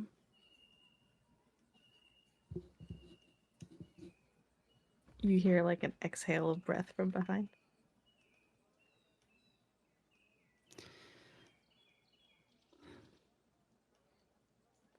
But if it makes you feel any better, I don't know really where I stand with anyone.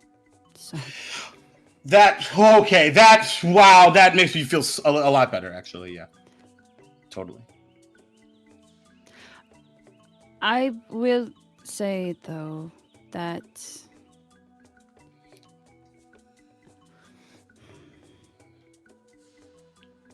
it has I have noticed a little bit of a difference with how you handle things. So you still crave too much attention, and that's a little bit frustrating, but not endlessly frustrating, right? just a different kind of frustrating. Oh, so it's actually like on the same level, so it's not less frustrating. It's more of a Sideways frustration. Tolerable frustration. He smiles at that. That makes it sound okay. So annoying, not frustrating, maybe?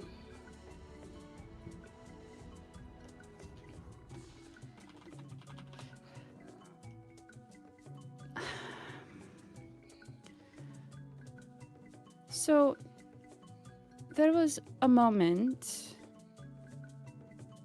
just recently where you were so adamantly trying to get Ark to tell you that you did something good. And it didn't matter that Airfay told you that you did something good. And you didn't ask me. It just feels very strange who you decide to pick and choose to seek approval from. Because obviously you asked me or you said you didn't know where our friendship was, but if... Why would it... I mean, do I or RFA or even ARC only matter sometimes with certain things? When you want specific approval, when you want a good pat on the back? I mean, you say that you're always... Intake of breath from behind you now. You said that... All right, back there. Okay. Tal just starts like to talk a little bit softer, just like a little bit more annoyed at it. There's like a puzzled look on his face as you're talking. Mm-hmm. It just seems that you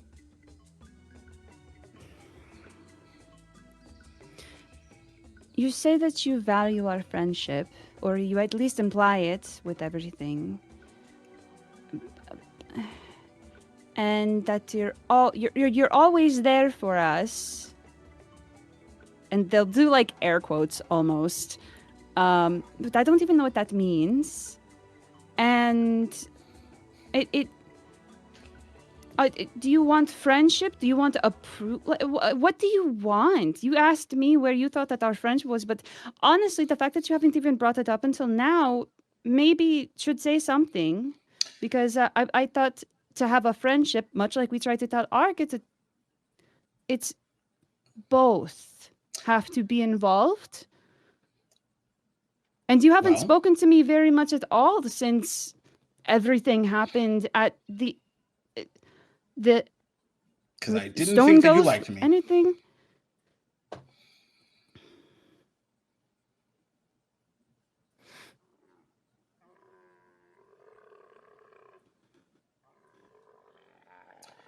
And by the way, in regards to RFA, I certainly, of course, and honestly, even regardless of how our situation is, I certainly care about how everyone feels. But I don't know, maybe I'm not, I don't know how you're supposed to juggle constructive and positive feedback, but I thought, maybe I'll just give Tal a little space. And I know, and maybe that's my mistake, because I focused on Arc 2 because see, now that I say it, it feels transactional, doesn't it? I thought that I already, it's not that I wasn't asking for support or feedback from RFA or anything like that. I just thought that we were already there where I didn't ask, and I just trusted,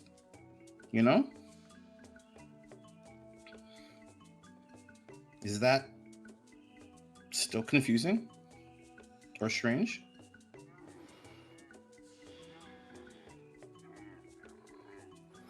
I don't think Tal answers that, but you can definitely tell that like she's thinking about something. Pondering. I think around this moment, as well as you're thinking, Tal, maybe because you're looking away a little bit, you see the boat begin to approach like the docks, where you can assume will be where you're headed out.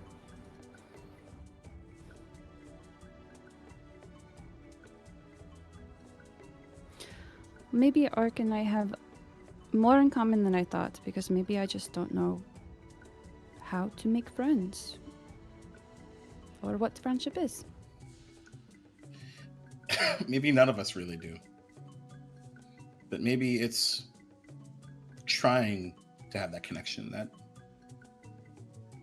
is enough. At least for now.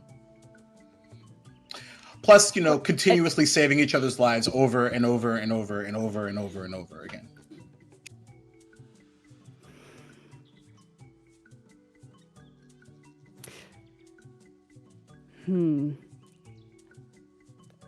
Tal looked like they were gonna say something in response to it being enough. And then you finished with that. In like from what I, the player, gather as a like kind of more jovial kind of ending. And you can tell because Tal has super giant fucking ears. Yeah, that they go, they kind of like droop. Which you've seen that happen when like Tal has been quite sad, or like in kind of like that state. But she smiles kind of a little bit and says, yeah, you do save Also, if I totally just ruined this first boat ride for you, you can totally yell at me. It's okay. I would earn it. It wasn't as exciting as I thought it would be. Yeah. I think with that, the boat bumps gently against the dock as Brace for impact, Star Trek stuff. gently, and the elven individual who has kept quiet the whole time, does nothing more than to sort of steps 1 foot in and out of the boat, kind of using themselves to like keep the boat close to the dock very deftly, and just gives like a kind of kind smile as they reach down to offer you a hand towel out of the boat. Tal will take it. And it eases you out of the boat and reaches out to you, Hideaki, as well.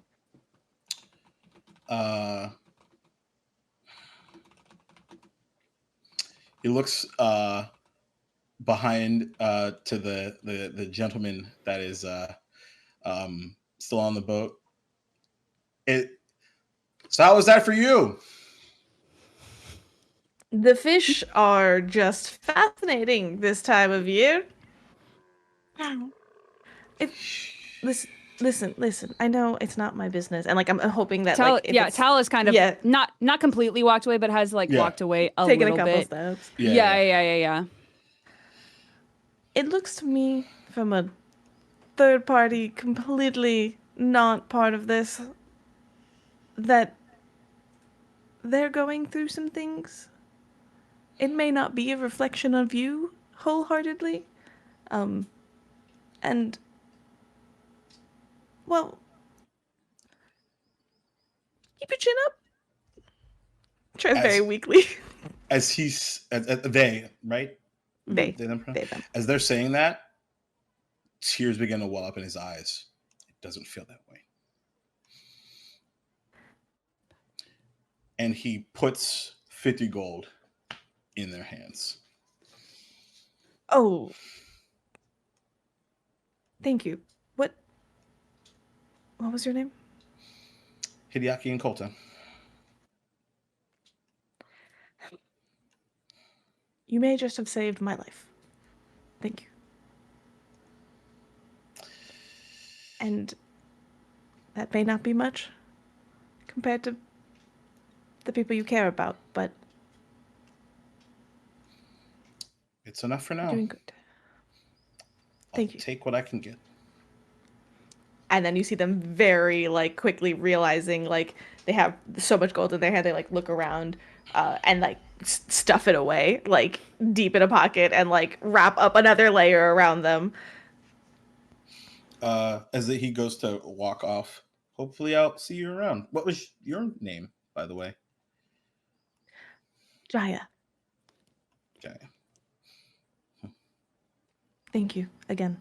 And may you never encounter such troubles. Trouble seems to find me.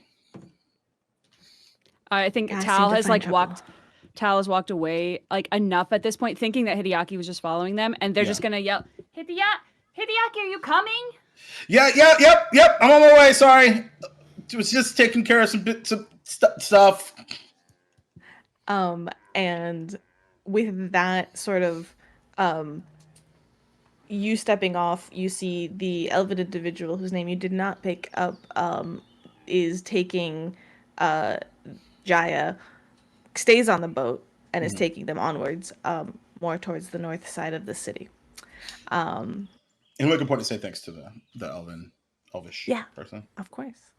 And then with that, as Hideaki jogs to catch up with Taliatia, Dry his eyes without anyone seeing. Yes. You do hear in your head from Overnoza, I'm sorry, I didn't mean to dismiss you earlier. I think you did a good attempt. Truly.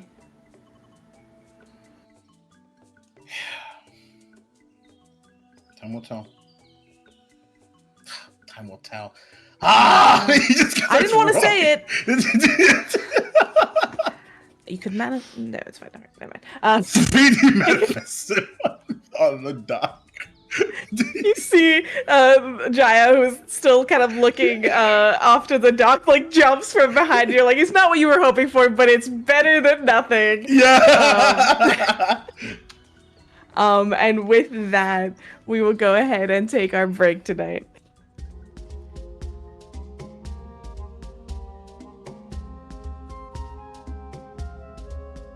So, let's just go right back into it. You have all, in your own journeys, with your own conversations, made it to the outside of Shara Smith's exports. Based on just timing, I would say that Hideaki and Tal get there first. Eventually, a few, probably like 10-ish minutes later, Airfay and Ark kind of come up. Will you all have waited for them outside, or will you have gone in ahead?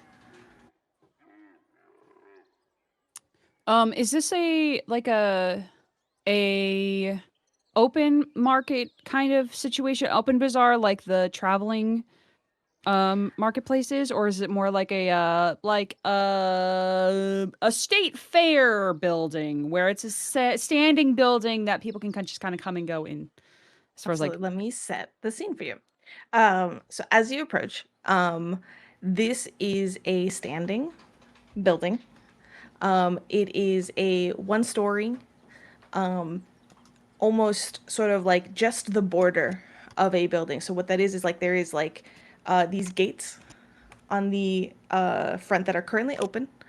You see plenty of traffic coming in and out. There are some what seem to be like guards standing on either end. These are not chime ringers. These seem to be like personal, like part of this bazaar's like security, personal security.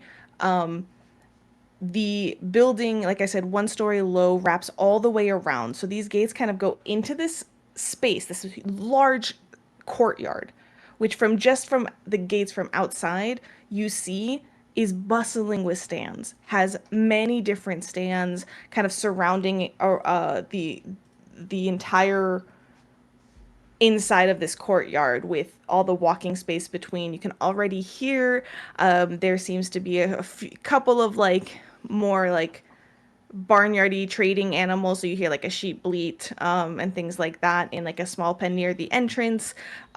You see people shouting for their wares, calling out like that. There is a decent solid crowd coming in and out of this, but you also notice that outside of these tents, outside of this like open city market, within the confines of the standing building, there is rows of doors interspersed kind of like throughout. So I wish I could kind of draw this, but basically think of like a rectangle. Inside is the tents and stalls and things of people. Then the building itself around on the outside of that rectangle. And from within the courtyard, there are doors to different areas in this building. And you can imagine those are used for whether that's storage or something like that. But there's like a solid amount of different spaces on the inside of the building. But it looks like the market is all in this courtyard. There are a couple people like standing by some of the doors. You see somebody kind of walk in and out, but otherwise the market, the bazaar, is out here in this courtyard.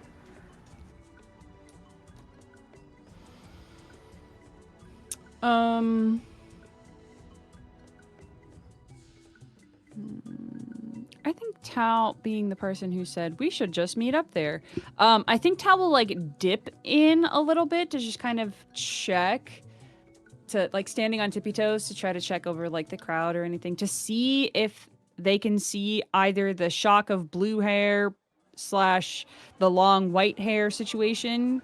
And if I don't see them, then probably we'll just wait. You don't see anybody at first. I mean, plenty of people. You even see somebody with blue hair. Not Ark, though. Not very quickly, you're like, no no, electricity. So it's actually like really like kind of like long blue glow. hair. And so you wait for a little bit. Eventually question. you do. Yes. For Tal, would you have waited for Hideaki to catch up, or would you have started to walk? I think they would have waited to see you like making your way downtown. And then like Walking before you got to them, they would have started turning around and started walking. Not quickly or anything like that. Yeah. Okay. But yeah, wouldn't like be Trying to way lose ahead you, of you. Yeah, no, Okay. not trying to Cool. lose you, but definitely not keen on having any kind of conversation at the moment. Or rather, No, don't doesn't hold hands. initiate. Doesn't initiate anything. So, like, Sure. whatever you want to do with that. Great. I think probably when you pop in, if you don't mind, Syrup, when you're popping in, he's, I think it's that awkward, like, as you're popping out, like, he's like almost runs right into you. Like, oh, I guess you didn't find them? I don't think so, unless they're really far in there. So maybe we got here first. I guess that would make sense considering we chose the quicker transportation.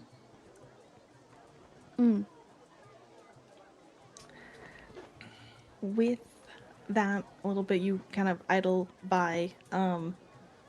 Easy enough to get distracted by like people walking in and out, all sorts of things.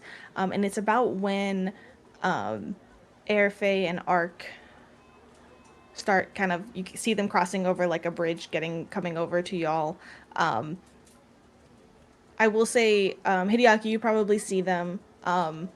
Wave catching their attention. You're all able to catch up, but as they are like rather immediately catching up, Tal, this is a new location, so now I'm going to carry over from your previous roles. Thank you, 2-star, for reminding me. I get to carry over your natural 20. My natural 20. Let's Because it was a go. perception, right? It was. Great. Yeah, natural 20, 25. In this moment, as you see your friends, associates, group, comrades, whatever you want. The future. The friends right now is really loaded. I feel like future passing fellow before students. you. your people. Yes, you're the future passing before you. I like that. Amazing. Something actually distracts your attention. Whether it's because you are feeling a lot of things and you're happy to turn away from this for a second because you're like, oh, I can't, like, even whatever the reason is, something Feels weird. Yeah. catches your attention. From within the bazaar, there's a little bit of a commotion. Not a major one, but a little bit. As what caught your eye was the guard, one of the guards by the gate, kind of hears a whistle or something, which you would normally disregard in this quantity of noise, but you see their reaction to immediately turn around, look at the other guard. The other guard stays and heads inside. Eyes track the guard up to a stall, where trying to catch between all of these people milling about. It's not right at the entrance, it's a little ways in. If there's a stone bench or like a small wall or something that I can hop onto, or even if there's like a small tree that like, is crates and stuff definitely stacked up as decoration. well. Oh yeah, if there's something I can jump onto, because I'm a short little baby, I'm gonna jump. I'm gonna like not jump on things, but like climb up a little bit to not caring if I make a scene. You pop right up on there, and all of you see this as you kind of look over. Getting a better line of sight, you see the stand has an assortment of what seems to be armor, daggers, swords, leather. I'm gonna, of course, immediately blank on all names of armor, but like pauldrons and arm guards and just that type of merchandise. Simple, but an assortment. Past that, you see behind the stall a small kobold. Blue and purple splotted kind of along their snout, going from purple into the blue. They have a sort of like neckerchief tied around their neck. You can clearly tell they are the merchant of the stall. The guard approaches two individuals that seem to be looming over this kobold from the side around the stall. And then a woman seems to be standing in front. She immediately catches your eye, because even from this far away, she is striking. Okay.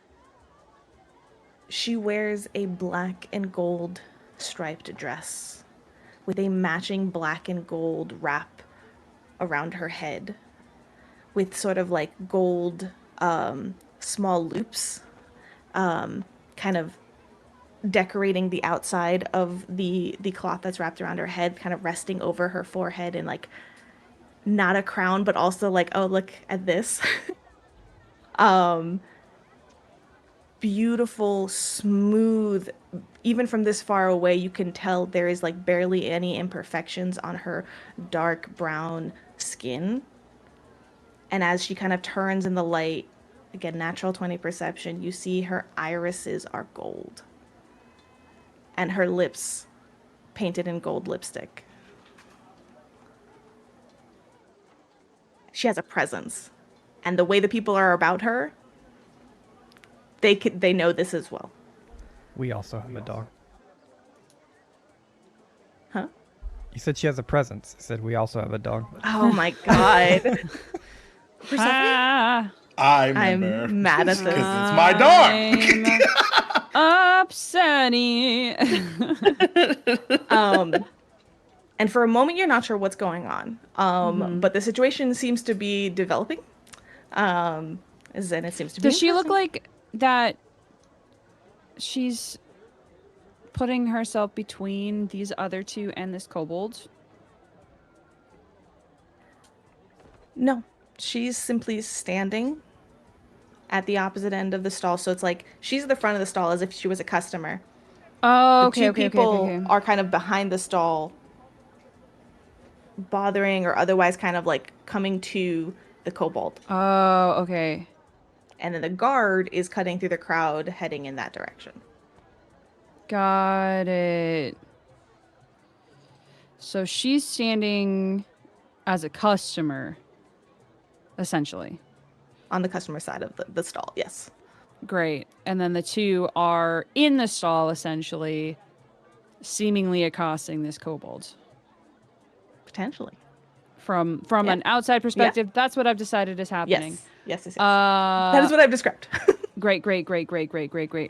I described something different. Tal, I think, will say to the group, I think something's happening in there. It looks like one of the shop people is maybe somebody might be trying to, I don't know. There's two people who are trying to do something to a little kobold person. Should we go help them? Are Ark and Airfay there yet? Yes. Do they sell griffins? It looks like they sell armor.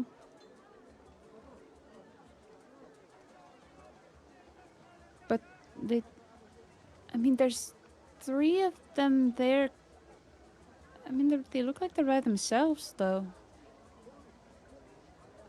Is the kobold in danger? I don't know. And I think at this point, Tal is like saying that as they're still trying to look, but like trying to climb down off of these crates. I think I'm gonna go. I'm going to go. Make sure that they're okay. And I'm just gonna start. Yeah, making their way through the crowd. Yeah. Ark will also head over there. Same. So you, Ark and Airfay, haven't really had a moment to adjust from coming together. Because you kind of like walked up and sure, fine, let's go. You caught Hideaki like kind of waving at you. You kind of walk up and Tal is like already. You didn't even finish closing the gap, and Tal's jumping on crates, looking at things. My calves! I haven't even rested my calves.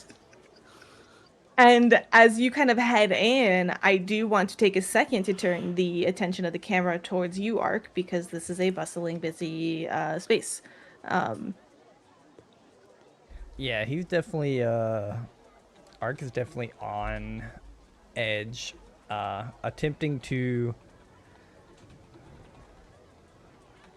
I guess I'm not like Waffles is not like aware how loud it is, but you can see him attempting to like stray away from most crowds, seeming to keep like Airfay and or whoever's close. But right now, I assume it would be Airfay in between him and strangers.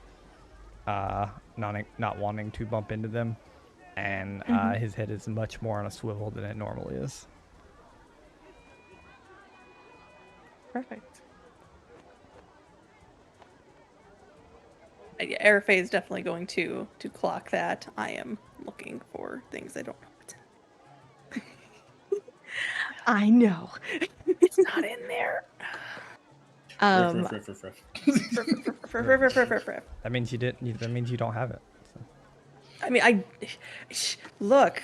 I don't have Listen. my personally made my own spell in Pathfinder. To be fair, yeah, I think we never brought it into that. I had that moment of, I have this, and I went to go open it, and it's like, you don't have Word on this computer anymore. It's like, God damn. I mean, I made it pretty for you, so.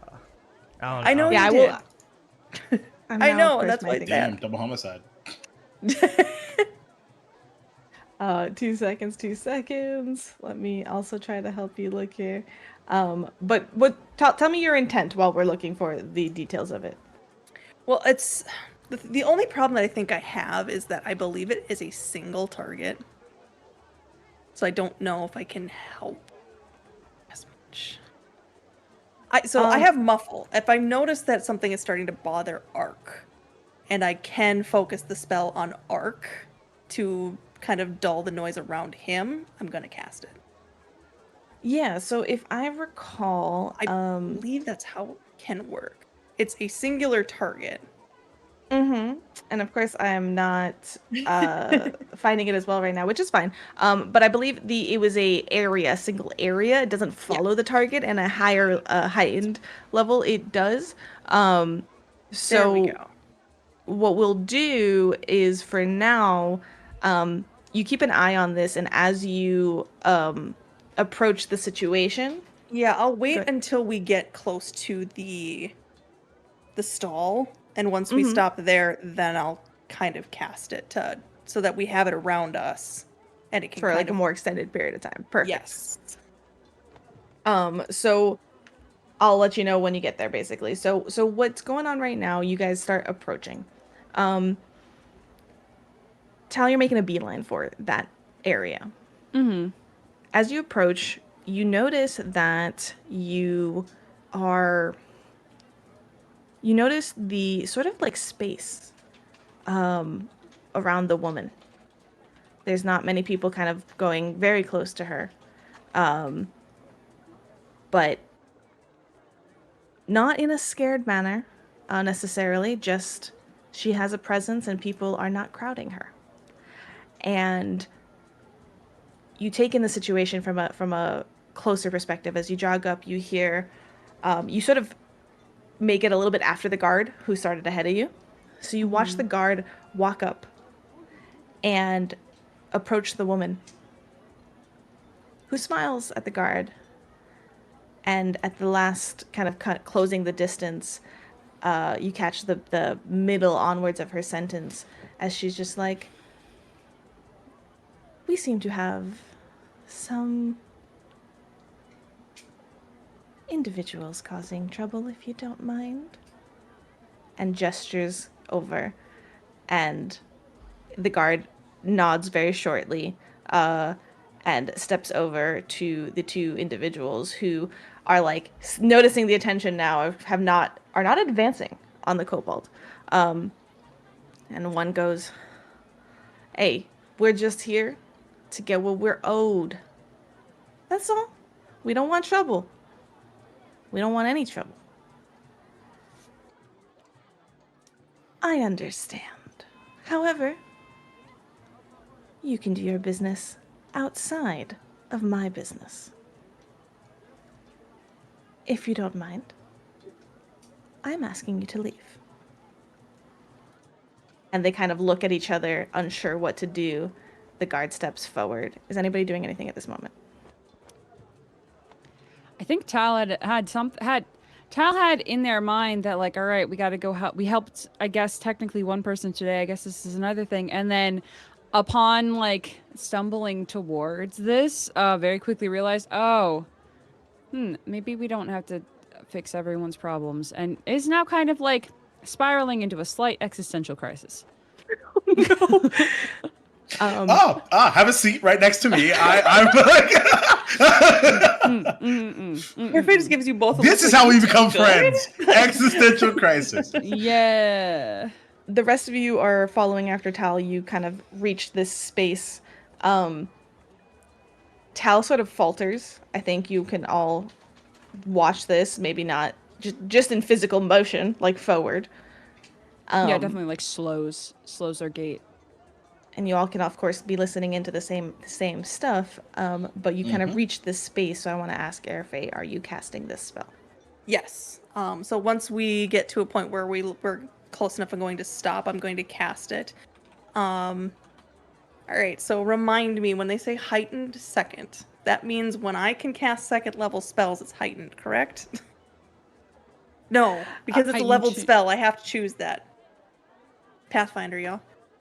Well, you have to prepare. You specifically, as a spellcaster, need to put it into a second level spell for you to use it. As and a I don't have that, so it's only the first level. So yeah, once we get there and we stop, and I assume it's still pretty loud, and I can still tell that Ark is uncomfortable. Well, because we're like in the center now, right? We're like all of these shops and stalls and everything. Yeah. Yeah, and I guess you are not the only ones gathering. Yeah, so it is getting loud. Is Ark appearing to be uncomfortable to Airfay? Yeah, he's very head on a swivel, which is not like him. Like he's barely listening to the conversation that's going on in the like stall right now. And it just seems like there's too much going on around him. So she's actually going to just turn to Ark and say, "Would it help if it was quieter?" Yes, probably. Okay. And so I will then cast it, and I will center it around Ark. I know it stays where it is, but yeah. So it's gonna go 5 feet off from Ark. So you have a 5-foot square area around you, Ark. The sound within the target area in this immediate moment, once Airfay completes casting the spell, is reduced to a whisper. And he just kind of looks around real quick. Like tries to speak, and it probably doesn't really come out like more than a whisper.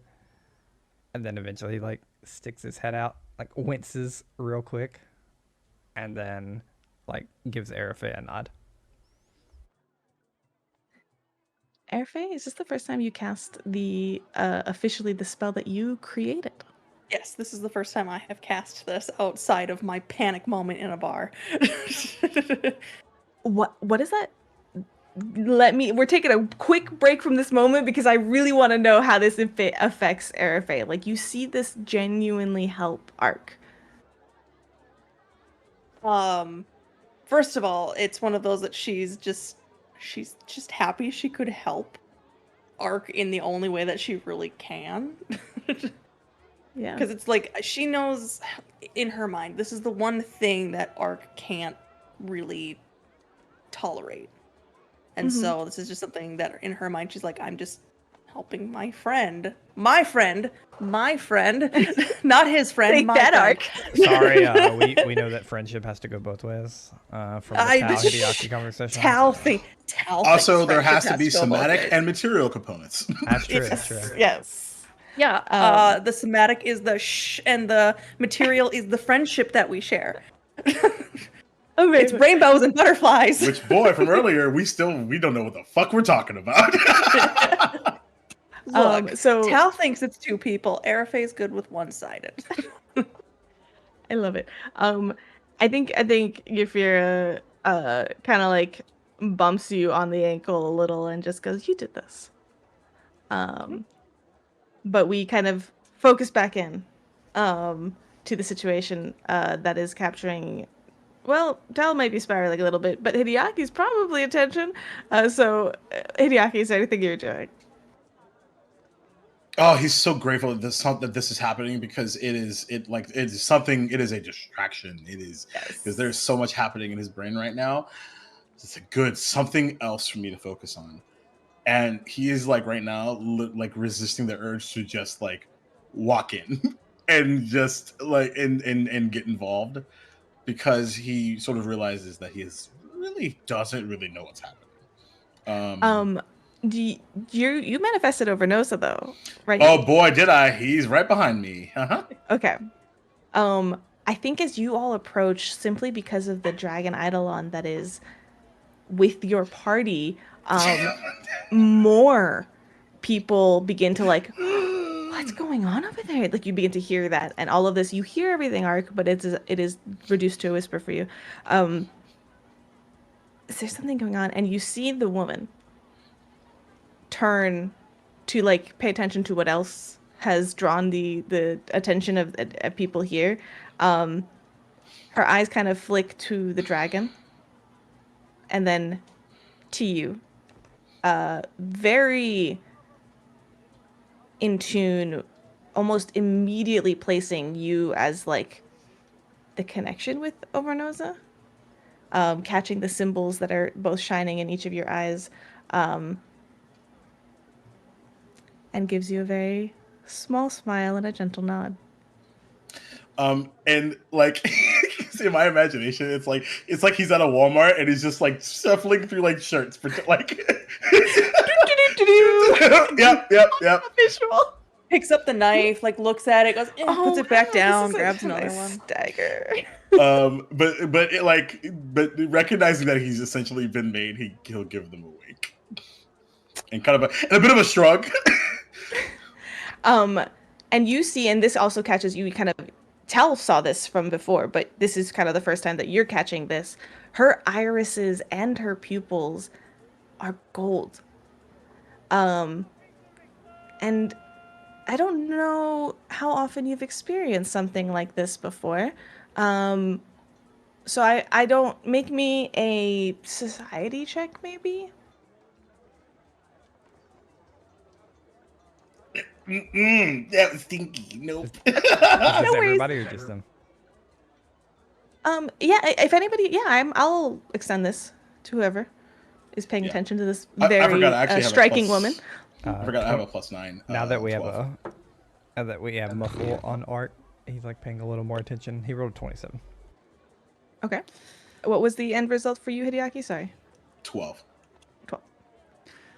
I got a 5, and here's why. Oh, Besides please tell the me, dice. yes. Tal sees this person and immediately is thinking of their patron, like immediately, and is a little bit like, huh? I love this. Yes, good. Arafe got a 15. I assume she is a little distracted because she has to sustain this spell. But I have to Yes. admit, instantly her mind went to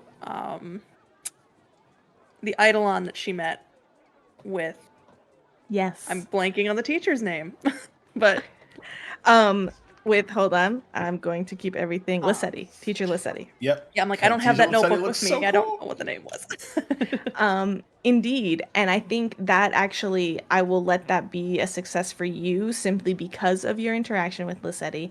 And Arc, you as well recognize this type of. Some people can do all sorts of glamour with magic and things like that, but just something. It's more than just the eyes. It's the presence. It's everything. This individual is an ASMR. And they have that gravitas around them.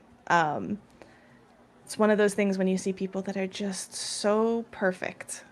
No blemishes, no nothing. Just perfectly smooth skin and some gold featured something. It's kind of what you've read, at least, Arc. And you're like, yeah, this is absolutely that. Does Arc know what ASMR is? Like down to the nitty gritty? What'd you roll again? 27. Yes, I will let you. Perhaps not every single detail, but you do know what makes an ASMR an ASMR. Okay. And kind of looking, and Hideaki, I'm gonna say with that roll, not so much. Your focus has been on like dragons and things like that, but perhaps not in this direction. Yeah, I think he doesn't even know that, like, because we talked about the fact that like there's a possibility of there being like other summoners, but he's never like he's been so focused not only just dragons on just his own journey that he hasn't even like. So and in this case, it's not that she's a summoner. She is simply an ASMR. Yeah, just to make sure. Right. Yeah. So, to zoom back in, past these roles, so she looks at you, Hideaki, and as soon as you kind of give that sort of amicable response, she very much reads that and turns back to these people that seem to be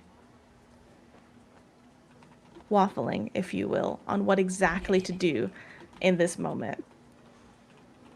I took 5 psychic damage. I love watching you die just a little bit inside each time a pun is made. It's intentional or not. It's always unintentional. I really hurt, Star. Friend, I hope.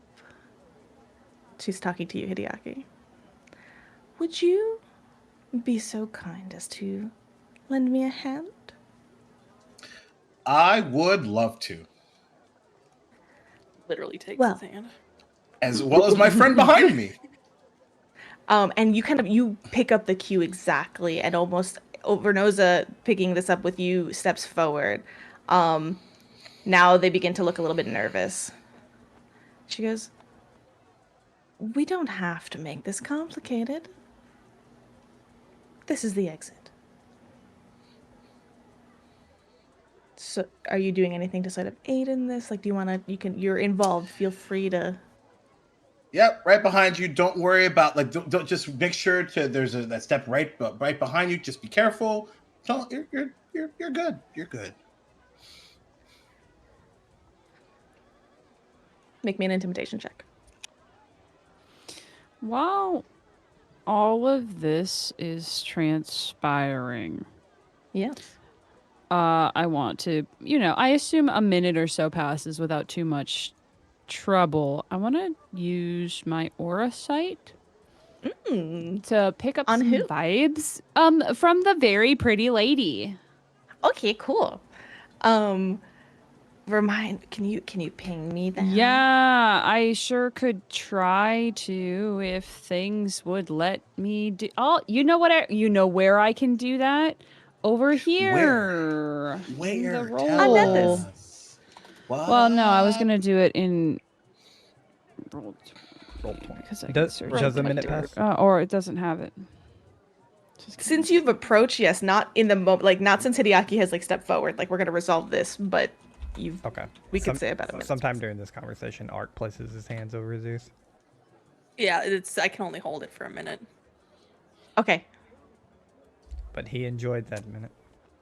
He rolled Sorry, 27 because of it. Oh, love it. I can only The hold it dice for tell so the long. story. I'll get better at it, and maybe Or say longer next time. He's like Speaking nodding. of the dice tell the story, I've used the hero point. Excellent. 29. Dang. Excellent. 19 plus 11. Excellent. Thank you. Okay, give me 1 second. So for aura sight, you read the natural auras of other living creatures. I have to focus on a single living target without blinking for a minute. I can do it while performing some other minor tasks, such as conversing and such, but I can't blink or otherwise lose my concentration. And then there's some things that I can perceive that are moderately mundane. You can't blink for a minute? so Is that you what? Like his heart? Have you ever tried disassociating? You can totally blink for a lot longer than that. That is not fair. blink, I should say. Okay, so you are staring at her as she is you're just staring.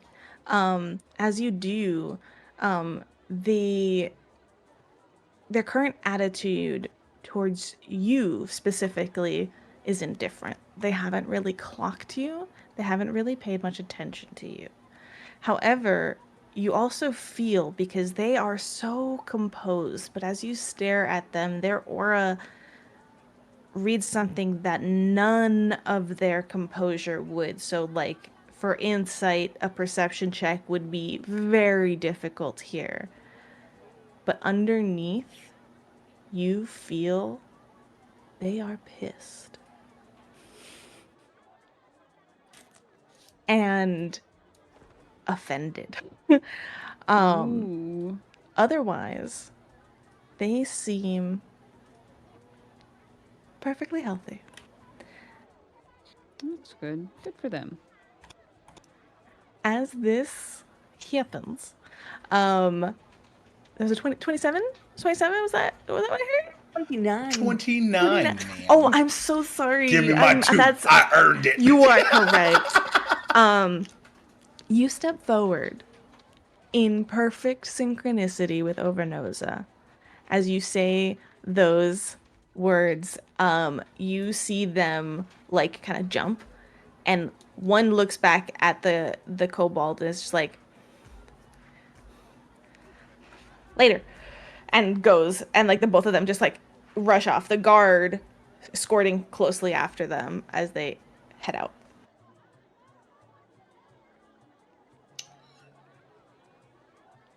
Did you have an immediate reaction? I can keep going. I saw your face.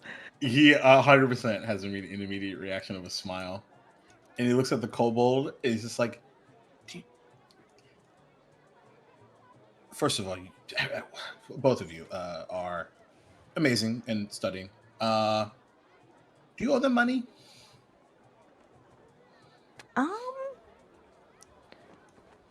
Well, now I don't think so. Not a southern kobold. I love this so much. And Yep, we're gonna die for this one. We have a new baby. Bye, Icarus. I never knew you. See ya. God. Icarus not a kobold. Oh, I know. It doesn't matter. It's about being the small. And Small the southern baby. the woman though kind of steps forward. Thank you very much for your assistance, although impromptu. I think it was rather well timed. And then reaches a hand out to you. It's a pleasure. For like a handshake? Yes, but very like. Oh, not okay. like I was like, I thought it very was like, this. now kiss the face. ring. Yeah, I was like, Just not grabs sure your where we face were and, headed. like, Yeah, squiggles it off. this is how I become friends with people. Stop. I sent a picture in chat for y'all. Ooh. I apologize, I don't have it on Roll20. Rip. Oh my god, I love them. How you doing? Mm-hmm. My name. What your name is? Aya Alahe. I am a dealer of dreams, both tangible and ephemeral. I am co-owner of Sharrow Smith Exports Partner, to Nearford Sheriff Smith. If there's anything I can assist you with, let me know. I shall. Right now, actually. My name is Hideaki Inkolta, of not a dealer of anything quite yet, perhaps. You have plenty of time. I certainly hope so. Given what's going on in my life, I don't know if that's true. But not a defeatist attitude, optimism, right? By the way, these are my... these are... these are... this is Arafe, Tal, and R2. And we are... And he holds it, and he just goes, "We are the future." Well, that is a title worthy of some attention. Welcome. We do what we can. Future. So, I suppose you've already created an ability for me to ask you a question. We're here in town looking for a lead on perhaps some oh my god, I forgot what the hell's the name of the birds? Griffins. Griffins. I just lost it for a second. Yeah. Griffins, right? They paid the Magaambya a visit unexpectedly, and we're trying to figure out where and why and how. I was getting the picture up, everybody. Yes. Yes. Y'all ain't ready. Griffins. Yes. Varshez, have you seen anybody trade griffins recently? Oh, no, ma'am. I don't think so. That they're kind of pretty, dangerous to be come around here. It just hard because the flying, ma'am. Of course. I more meant if you recollect any word or mention. My memory's not too good, unfortunately. And he kind of points to, you see there is a like scar that runs like down right sort of like below their horn that pops back out behind them, and there's like a tiny crack even where it continues through the horn. But I could ask around if you want, if that's... Oh, hello. Kind of turns to you, Hideaki. Are you interested in anything? Welcome. Well, I mean, the information that I was just asking about, but I think you may... Oh, right. Yeah, no, I'm so sorry. Hey, don't be... Oh, man, now I'm suddenly Southern. This happens all the time to me, by the way. It's like... Can I hold your accent for a second? I do declare. Pretty much. It's very ADHD. Passing this around, super but ADHD. I did pick it up. Yeah.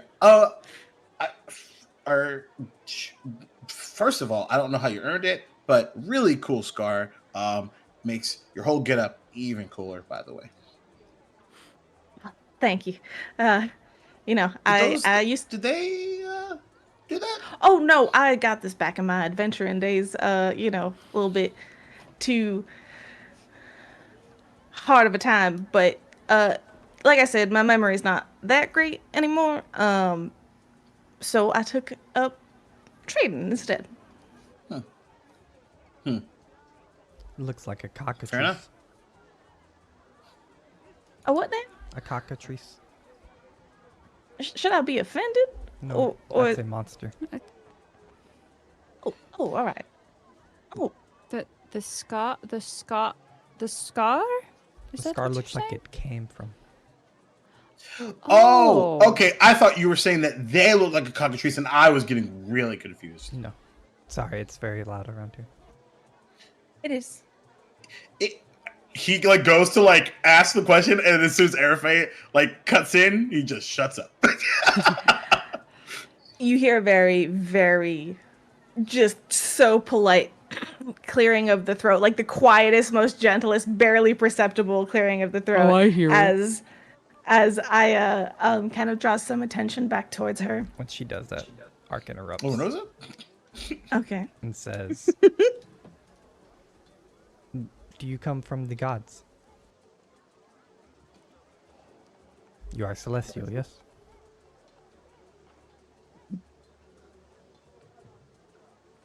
To some extent. I simply have some of their properties in my blood. Are you more... He's gonna keep going until someone stops him probably, but are you more on the lawful, the angelic, or the musing side? I've read about, no offense, but you're kind. Ark, maybe that's something we can discuss once we maybe get to know this person a little more. I've never met one. I'm just interested. Well, I appreciate your curiosity, and you kind of, as she glances behind her, you see that there are like 2 or 3 people standing like clear, like a little bit more well dressed. One even has like a sort of like a book open, like almost like with what would be the equivalent of those types of like a clipboard, but it's like a journal of a kind. And you can tell that like they're not here shopping. They're clearly maybe like part of people who work here. Security. I unfortunately have to get back to some other dealings, but you helped me, apologies. so I would very much like to return the favor. As I said, I'm a dealer of dreams, and this one is indeed quite tangible, so if this is what you're looking for, I will find you the information. Tal doesn't know how to approach this person, so kind of raises their hand a little. Teacher. She you can tell she's about to continue talking, but she pauses and says, yes. How literal are you when you say you deal in dreams? She gives you Eric, perks up at that, realizing the connection now. Same. She gives you a dazzling smile, which is not an answer, and says, "One moment, I will be right back." And turns to go to like the 3 people that are waiting back there. As soon as she steps away, there is like a small little group of individuals that kind of surround her. And it is frustrating because no, she did not answer Utal at all. And that is the non-answer an answer? You're not sure. And as she kind of talks for a second, so quiet, like it's hard to hear from here, but you can see everybody being very attentive. 4 of the people that had stepped up disperse. And she kind of goes back to you. If you will be found here at this stall for, well, but a few moments, we will see what information we can find about griffins. You said they attacked you, or? Some Yeah, well, we see. just happen to also Sorry, Hidia. be there, though. It's okay. I see. All right, so any other specifics that you could provide? They look addition- different.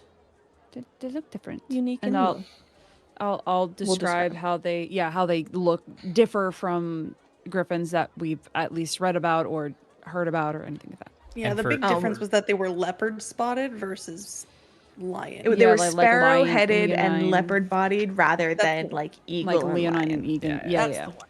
And for sake of me not constantly making this roleplay bad, Ark interrupts y'all probably like 6 to 7 more times. Oh, And then fantastic. we'll Totally. apologize about it. Why are you apologizing? It's hard to concentrate.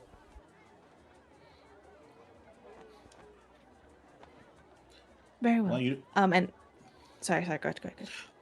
Well, you don't need to apologize for that. And take your time. With your description, Tal, assuming this conversation kind of is held like behind the two of you, you see one of the people with a note kind of writes this down, follows that description, rips it out, and like runs off as well. And like everyone here is doing exactly what she says without even her like having to be even told half the time. She has a commanding presence, and for someone who was just talking about power, this is a unique one for sure. And it strikes you, Tal.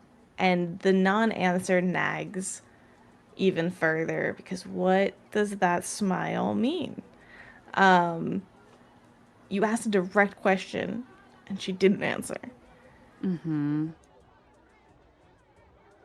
As I was saying, if you will be around this stall for but a few more minutes, someone will be by shortly with what information we're able to gather. How? How? I have my ways. So is the dream stuff like? Are you just like taking our future dreams out of our head? Is it like our childhood dreams? She does let out like a very soft chuckle, and it does. Even the chuckle like comes off very melodic, which while distracted, Ark makes you think of something, makes you wonder. He asked about the kinds of. I know. Okay, I'm like, okay. Guys, got it. Well, dreams can be aspirations and can be many things.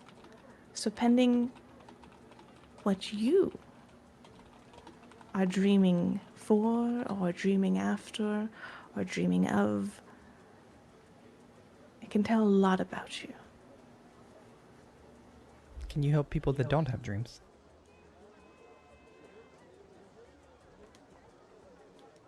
I do not know. Do you wish for anything? Want for anything? Crave for anything? So much. No. Then perhaps you have no need of my services.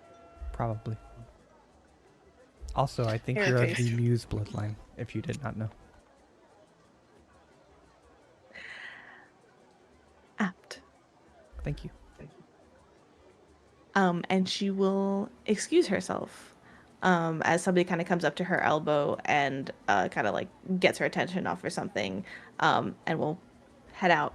And you see as soon as she steps away, again, 2-3 people step forward surrounding her, and she seems busy at working. And if anybody is tracking her over time, she ends up walking behind one of the stalls and enters one of the doors into the building proper, and is not to be seen. As the door closes. So is that like the coolest person that you've all ever met, or is it just me? Because like it's like way number one. I don't really like her. That hierarchy is getting more and more difficult to determine at this point. Yeah, I'm gonna try to focus on like a top 5. You know what I mean? Somebody's gotta get off the list. Yeah, she's like number 12. Yeah, In Airface's mind, it's like someone's gonna drop off the list, and she automatically thought Hideaki's gonna drop off that list real fast. You think he's on the list still? No, I'm just kidding. Oh, girl, I know he on your list. He's definitely on the list. He totally is. I want to give you all the opportunity to. You are here with Varsha, the kobold, who, you know, you're just hanging at the stall. You now have to just wait. But I want to give the camera focus to Tal, who is still sitting in an awkward space, and this Tal, you've kind of been in your space for a while. What is everybody else going to be seeing? Because now your attention have been no longer pulled away, and you're with your people now. Oh God. So there's a little there with a non-answer, really, kind of. There's a little bit of like a frustration. A little bit of an antsiness. Yes. That you know. Tal asked what they thought was a fairly straightforward question, and got no response really. And coupled with the sheer like natural kind of control that this person had around her and around other people, and this random stranger Tal is kind of latched onto and has thought, this is everything that I want. This person does not seem to have want for anything, does not seem to need to bow to anyone else's whims, and certainly has control over their own fate and destiny. And so if you'll let me, yeah, just go for a quick second. Yeah. As you are thinking and everything, your hand, you can tell me no, finds its way I tell to you your yes. pocket. 100% yes. Yes, it does. And you find yourself fiddling with a small spool of thread. Yes, please. Yes, please. And just fiddling with the end of that thread in your pocket. Continue.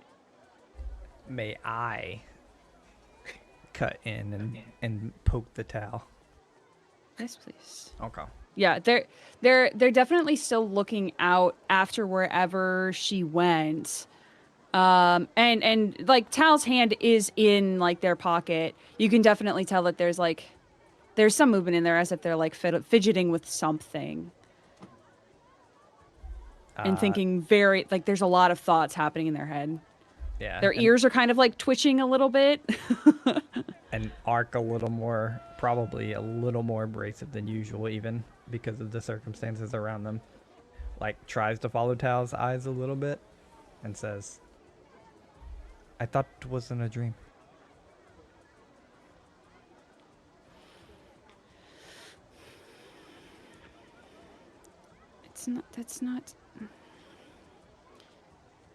That's not why I asked, though, Ark. Do you have something you want?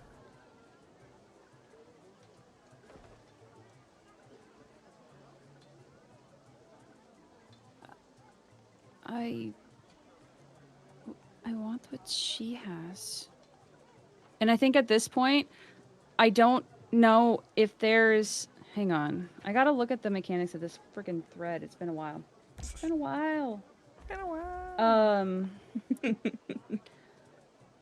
So this isn't doing anything specific with it. I'm going to give you complete control over this, Syrup, because in this moment of Tal basically like putting this wish, this intention, part of it knowingly, I think, a part of it maybe is fated to happen. I do think that I'm going to unspool this thread in my pocket. Let's fucking go, dude. Let's go. I'm so stoked. Well then. Oh no.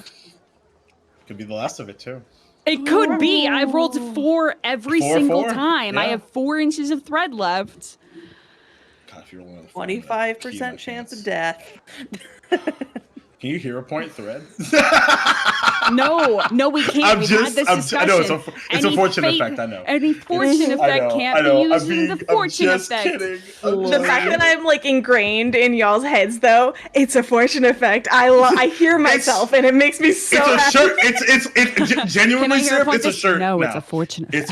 It's a fortune effect. So happy. I'm now flipping to remind myself where I wrote the details of the thread. I am there it definitely is. not sleeping tonight. This is so exciting. Side note, while you're looking for that, once Tal says they have everything I want, Arafe stops paying attention to where that person went and clocks in over. I have replies, but the thread isn't. She was stuck in thought. Yes. Got pulled back by that.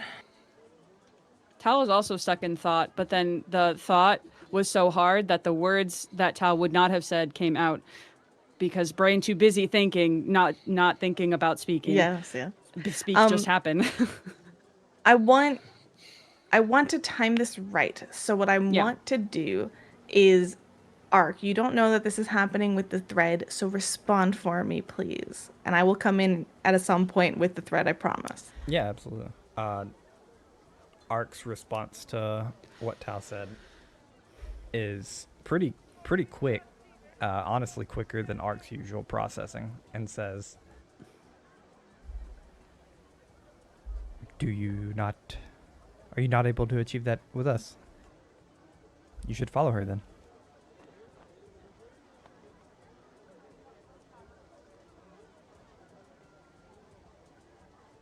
It seems you don't want to be here.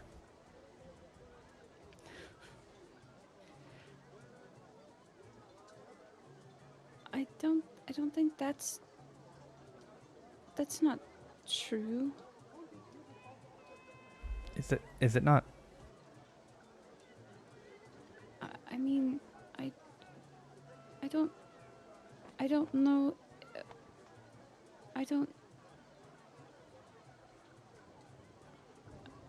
If you knew she It's could like give a you, very harsh assessment of what just happened. if you knew she could give you that power, would you not follow her? That is what wanting is, right? I mean, maybe I can figure it. Maybe that's what I need to look for at the school. Maybe that's. I don't. And I think Tal's trying to like still looking towards where Aya went. Is just kind of like tripping, not even fully forming a complete thought or complete sentence or anything in this moment, because Ark hit it on the head that Tal doesn't know if Tal wants to be here, and by here just in general, not here in this moment or with these people. Bringing into the forefront this thing that Tal hadn't really addressed of like why did they go to this school? Nim pops up more mentally into your head, Tal. You don't need them. You can do it yourself. And them referring to Aya. Okay. Sorry. I thought that About was to be too. like, Thank you for clarifying. We're gonna kill a familiar. you can certainly try. I know we're gonna lose, but we can try. Me and we're friends. It's fine. You want to meet your patron? We'll bring them here. Just by fighting here. No, they'll bring us there. Those people around you are helping you stay on your path so you can get stronger and you can do what you want and have as much power as she does. They're supporting you for now, but you can be better than her. Tao, will you not answer me?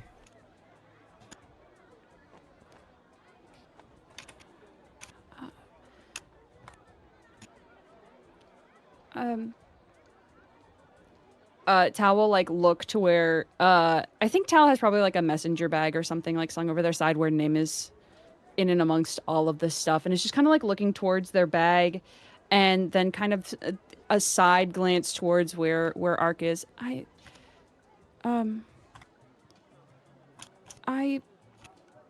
want to be. I don't know why I'm here.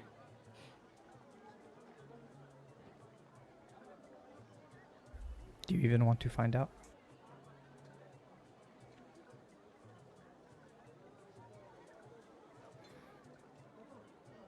Tal doesn't answer. Tal, at this point, if you will allow it, Of course, yes. you're gonna pull that thread. 100%. Yeah. Well, yeah. But now I gotta do it. But now my hands are palm sweaty. Mom spaghetti. Mom spaghetti.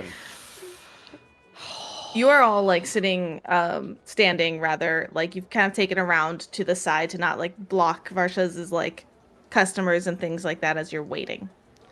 Hideaki, what are you doing meanwhile? All this is happening? Like, have you been talking to Varsha? What's going on with you? Oh man. Like listening to Tal, he's just like grinding his teeth. Just grinding his fucking teeth. And I think he telepathically talks to Ornoza. I feel like I was on the way to making that connection. Maybe it's just not me.